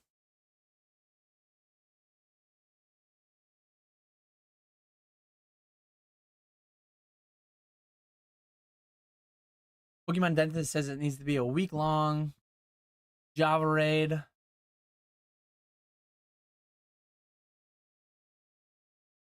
The biggest damage is the uncertainty and unreliability it creates for the US rather than the changes itself.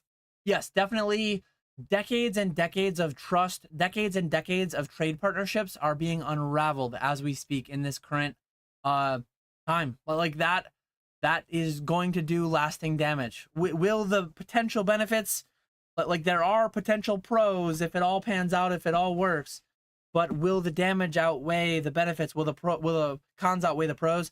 I have no clue. I have no clue whatsoever. The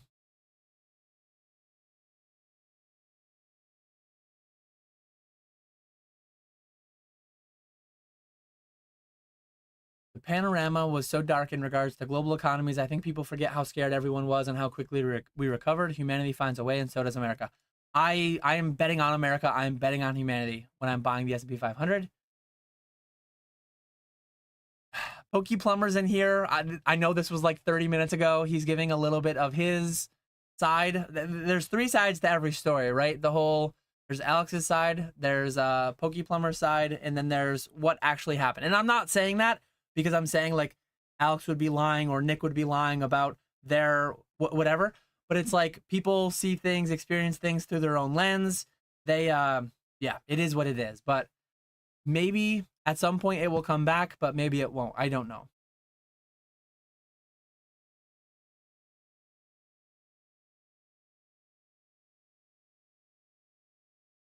My genius college roommate tried to get me to buy Bitcoin in 2013. He's now with a hefty 8-figure net worth. He says I didn't miss anything. Bitcoin will hit $1 million per coin in our lifetime.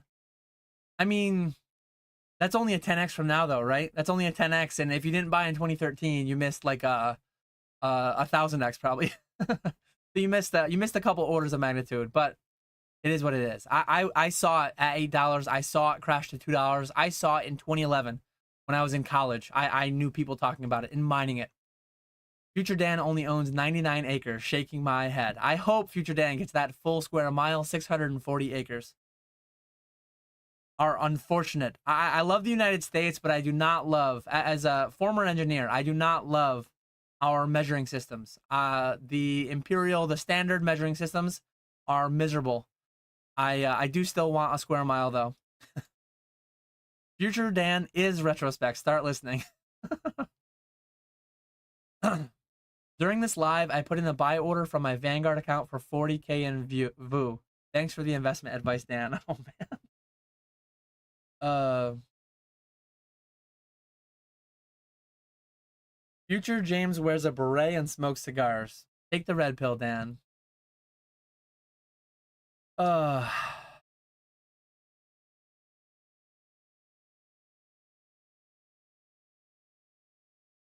Dan is 100% right. Risk-adjusted S&P 500 is best performer.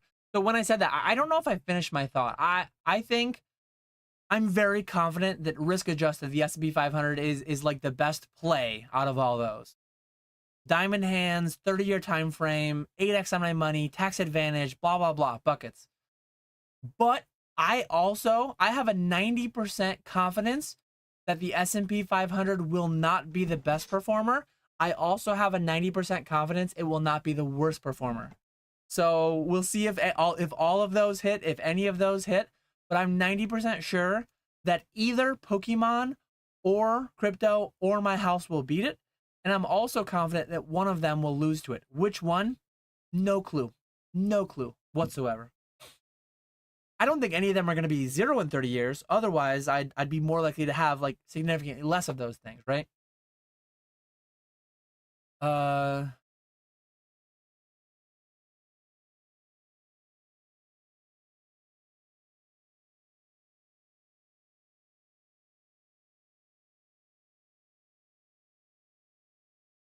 People talk. This is I'm at 10:05, 30 minutes ago, where people were talking about homes. People were talking about the poll here. Oh, I never ended the poll. So I'm going to end the poll right now.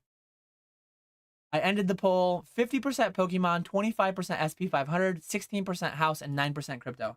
Thank you everyone for playing in the poll. Oh, when I ended the poll, it tells you. I didn't need to read it out. It was redundant. Uh,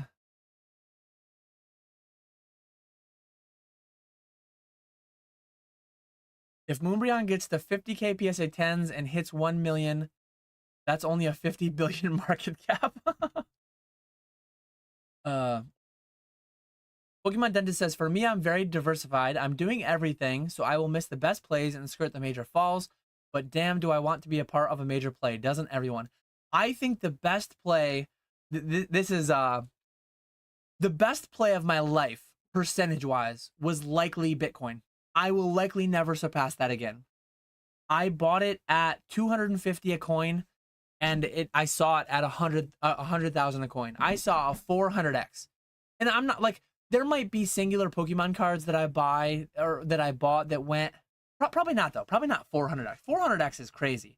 I don't think there's any card I bought for 250 that went to 1,000, right? That will likely be, and I didn't put a crazy amount in it, but at a 400x, you don't need to put much into it. I have a little bit over a Bitcoin, not substantially over. So if I were to sell everything today, still, I netted 6 figures of gains, and I've netted multiple 5 figures of gains along the way. I'll likely, but that said, if this is a massive if, not financial advice, everything I said earlier in my video on Monday, massive if MetaZoo's a thing in 10 years, that will likely be the best investment I made of my life. Percentage wise, multiplier wise, like all of it encompassing, raw dollar gain wise. If that's a thing in a decade, I think that will be really, really solid. If that's a thing in a decade, there's a decent chance that I get an offer that I can't refuse in the next handful of years, potentially. So like, that all remains to be seen. But that will likely be the best investment or the worst investment I made in my life. It if it dies, if it goes away, if it goes into bankruptcy 2.0, it's likely going to go to zero. Everything I put in, and if it's a thing in 5-10 years, it will likely return a lot of money. Percentage wise though, not 400x. Man, if what I put into that returns 400x, that's a lot of zeros. That's a big number. That's a big boy number. I don't see that happening though, but we'll see.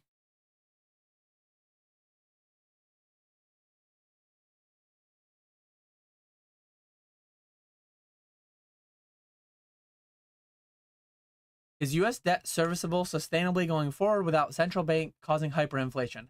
This is one that is outside of my scope. I would say yes, but I will not elaborate substantially. But thank you, Retro, for popping Java and Retro's channels.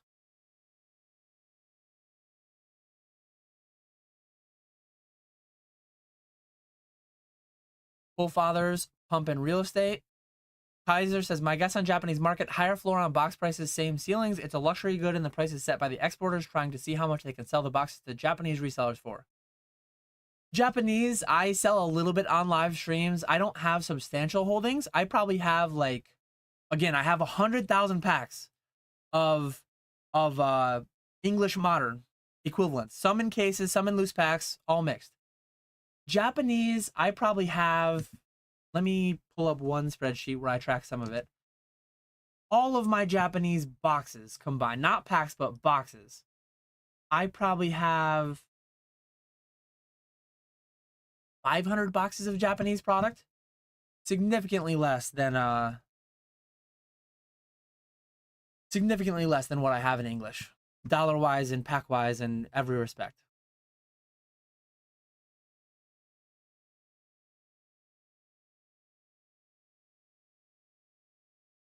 Atomic says S&P 500 is safe in long term, but 5 to 10 years Pokemon. I'm bullish on cardboard, definitely short, medium, long term. But yeah, go back to the buckets. Biggest thing is I do the S&P 500 first. And once that's done, once the buckets are full, I go wild. I buy 100,000 packs of Pokemon cards. I go wild once the 70,000 401k IRA buckets are full.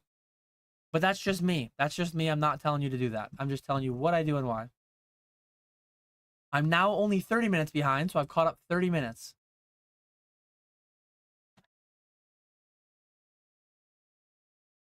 The makeup of the S&P 500 has drastically changed. Yes, I agree. How AI will affect everything. If you talk to people 100 years ago, they would have not known how a couple hundred years ago, like the Industrial Revolution, the informational revolution, the computational, Moore's law, all that stuff. You never know what's going to do it, but something always has. Something always has kept that exponential going. Exponentials have a hard time going on in real life applications many times. And 7%, 1.07 to the x is indeed an exponential function. Can it go on forever? I don't know. Will it go on for the next 50 years? I am extremely confident. Could I be wrong? Yes. If you want a storage facility, hit me up. I have space with HVAC. HVAC is important.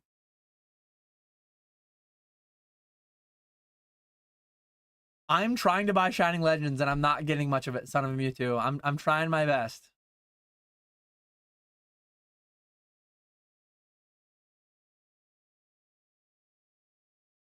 Yes, there's a massive chance that the printers are on max burr mode and we might be sub MSRP before the 30th.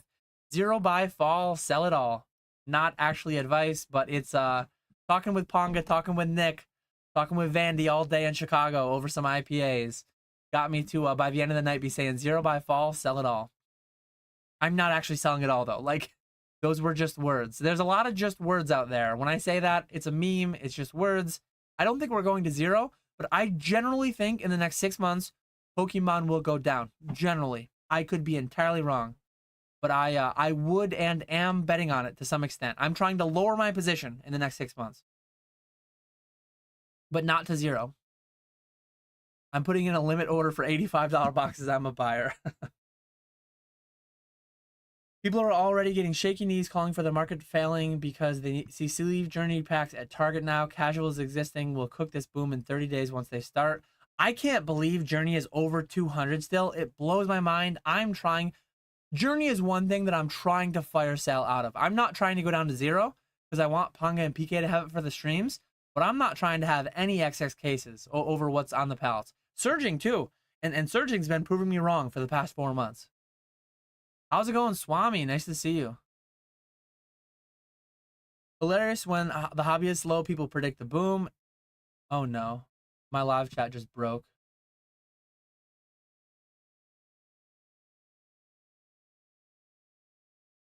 My live chat broke, but I don't think I froze. Oh, I just lost a ton of chat. I was fully caught up though. So I'm where I was. Yeah, Swami saying hi. When the hobby's slow, people predict the boom, and then the boom comes, and now everyone wants to predict the crash. That's the way that it goes, right? Let's get an efficient frontier video. I will make a note. That feels way more finance than I generally go. But I might do an efficient frontier video. I love the work that oh, Karsten. What's his name go by though? Karsten, efficient frontier.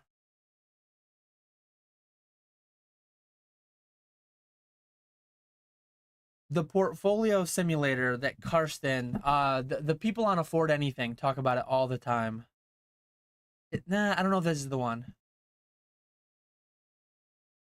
Anyways, there's a lot of finance stuff that I could talk about someday. I'm like a finance hobbyist. I like talking about it. I like reading about it, but I wouldn't classify myself as an expert. And I think I'm an expert at like transacting in Pokemon, but that doesn't mean I'm an expert in predicting Pokemon prices. So I would say I'm a Pokemon market expert as far as transacting, buying, selling, trading in it, but not like long-term predictions. I don't think anyone really is. I think a lot of people think they are. Cosplay investors that I talk about. Daniel Gatt, question: do you think Sword and Shield booster boxes like Fusion, Lost, Brilliant, and Silver will be over 1K in the next couple of years? Just comparing to how Sun and Moon has skyrocketed recently. So they printed way more Sword Shield than they did Sun Moon. They printed way more Sun Moon than they did XY. Would it happen? Yes. It's already happened with Evolving, right? Will it happen? I don't know. If it does, I'll make a bunch of money because I have cases of Fusion, Lost, Brilliant. I don't have as many as I had 6 months ago, though. So talk versus walk. It could happen. What percentage chance? I don't know, but I just don't like them. I would rather have 1,000 loose packs of Fusion than the same dollar amount in Fusion cases. Because even though the Fusion cases might perform better, the thing that I know, I can only sell Fusion cases for 95% of market, approximately. Probstein, Consignment, 95% of market. 90 to 95% of market. I can sell Fusion packs, though, for 110% of market. I net 95, 100% still, but I just like the loose packs more. Oh, I was talking to John about DBZ, not you, Dan, butt out. I at one point I realized you were talking to John, but I guess I took part of your conversation thinking it was with me. I have no more or less money than I had this time last year. So I have more money in Pokemon than I did this time last year. That's largely because I'm doing a live stream operation now and I have to. I want to have less in 6 months than I do today, but will I actually? I don't know. If the market goes up 20%, I might sell 10, 15% of what I have. I might have more dollars in it though because the market goes up. Who knows? Only thing I'm holding is a PC prismatic ETB case. Swami says, I'll take 15 to 1 best odds to become a pillar yet. I think I gave that on sub MSRP. Swami, if you want to, I'll probably cap it on like $50, a friendly wager. So your side would be 50, my side would be 750. That we will see a main set box sub MSRP widely available. Hills, DA Card World, Potomac Distribution, eBay, somewhere like that. If you want to take that, I will take that bet with you, Swami. Because if I lose 750 to you, I'm making a lot of money on my allocations in the meantime, and I'll be perfectly fine. We didn't get to the red lights. I was getting a little fired up here and there, but it was never red lights, I don't think. Dan will drag the homies after one Arnold Palmer. Imagine what he'd do if you sold him resealed packs. Oh, that's hilarious.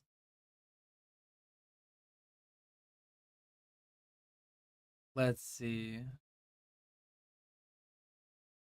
Dan is the only person I've ever shipped to before receiving payment. I've done multiple deals with T-Shev. Very, very good seller. Dan co-hosts the Brisket Boys podcast with a guy named Gunther every Friday at 4 p.m. I wish that was true. Pokey Chef would be here for the Brisket Boys.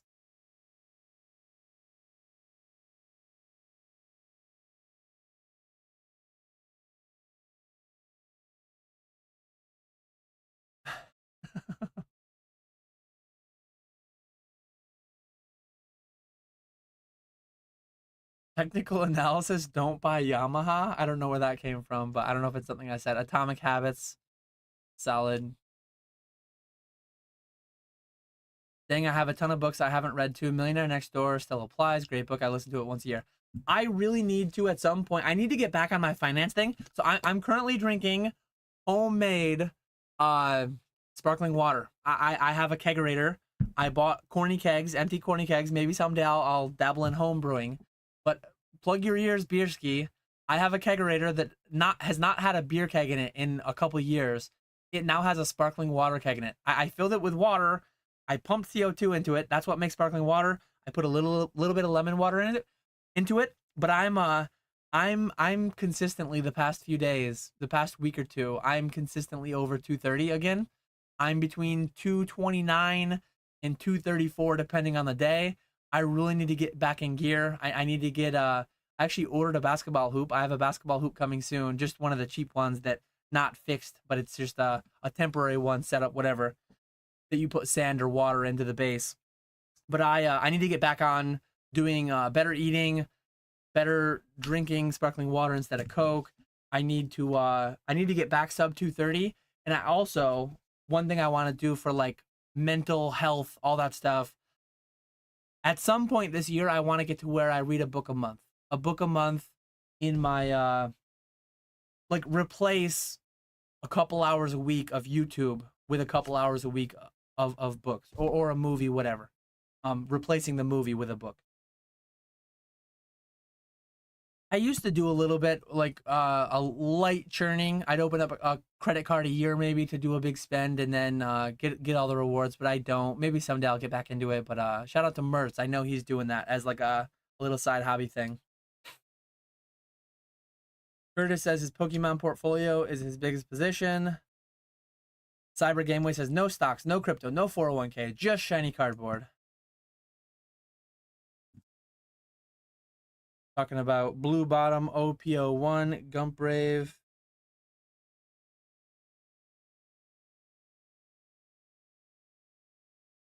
Oh, I think my I got a text that my website columns might be broken. Is my buy list broken? It might be. I haven't checked it in a while. I check it most days. I'm getting close to being caught up.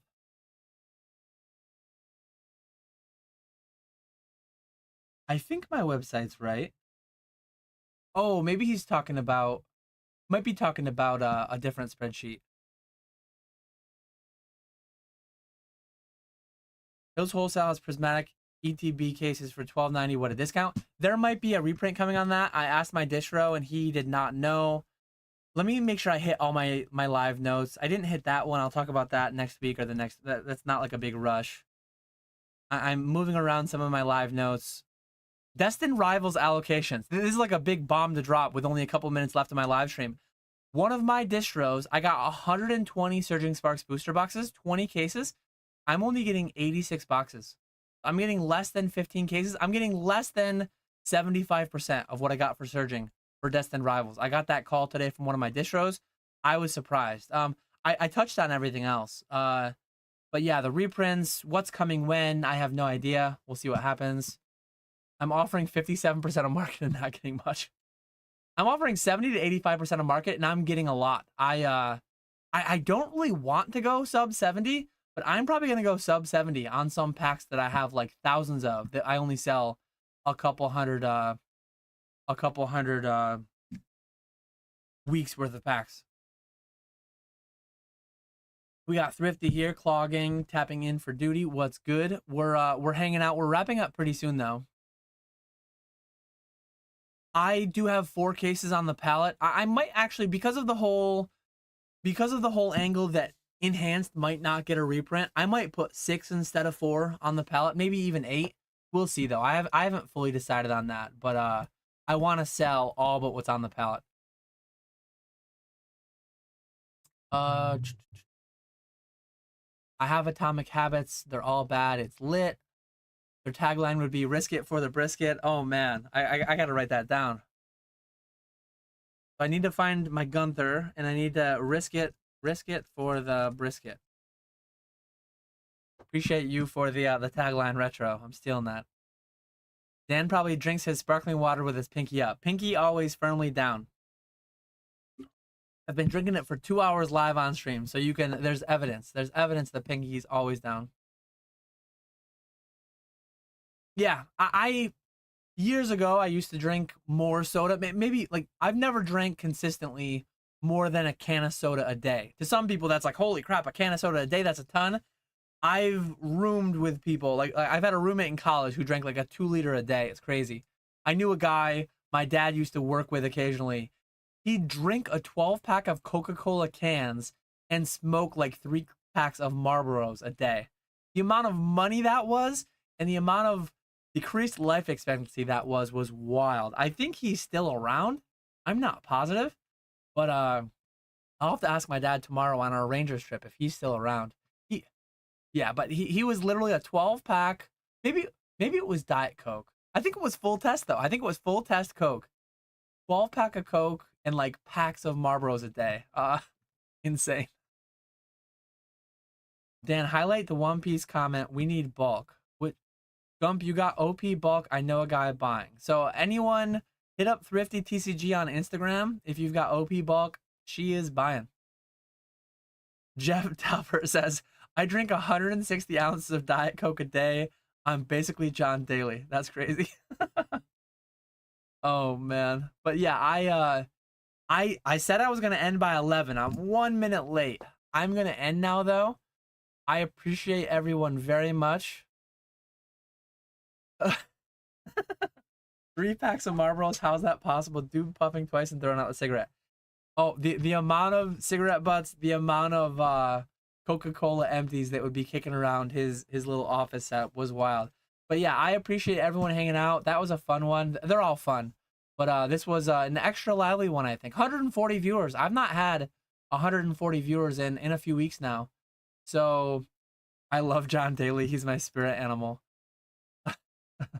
But yeah, I very much appreciate everyone hanging out. I will be live for the next couple months. I intend on being live every week. But once school goes out, I intend on going back to being live only every other week. I still will be doing videos every Monday. I still will be doing periodic MetaZoo Saturdays.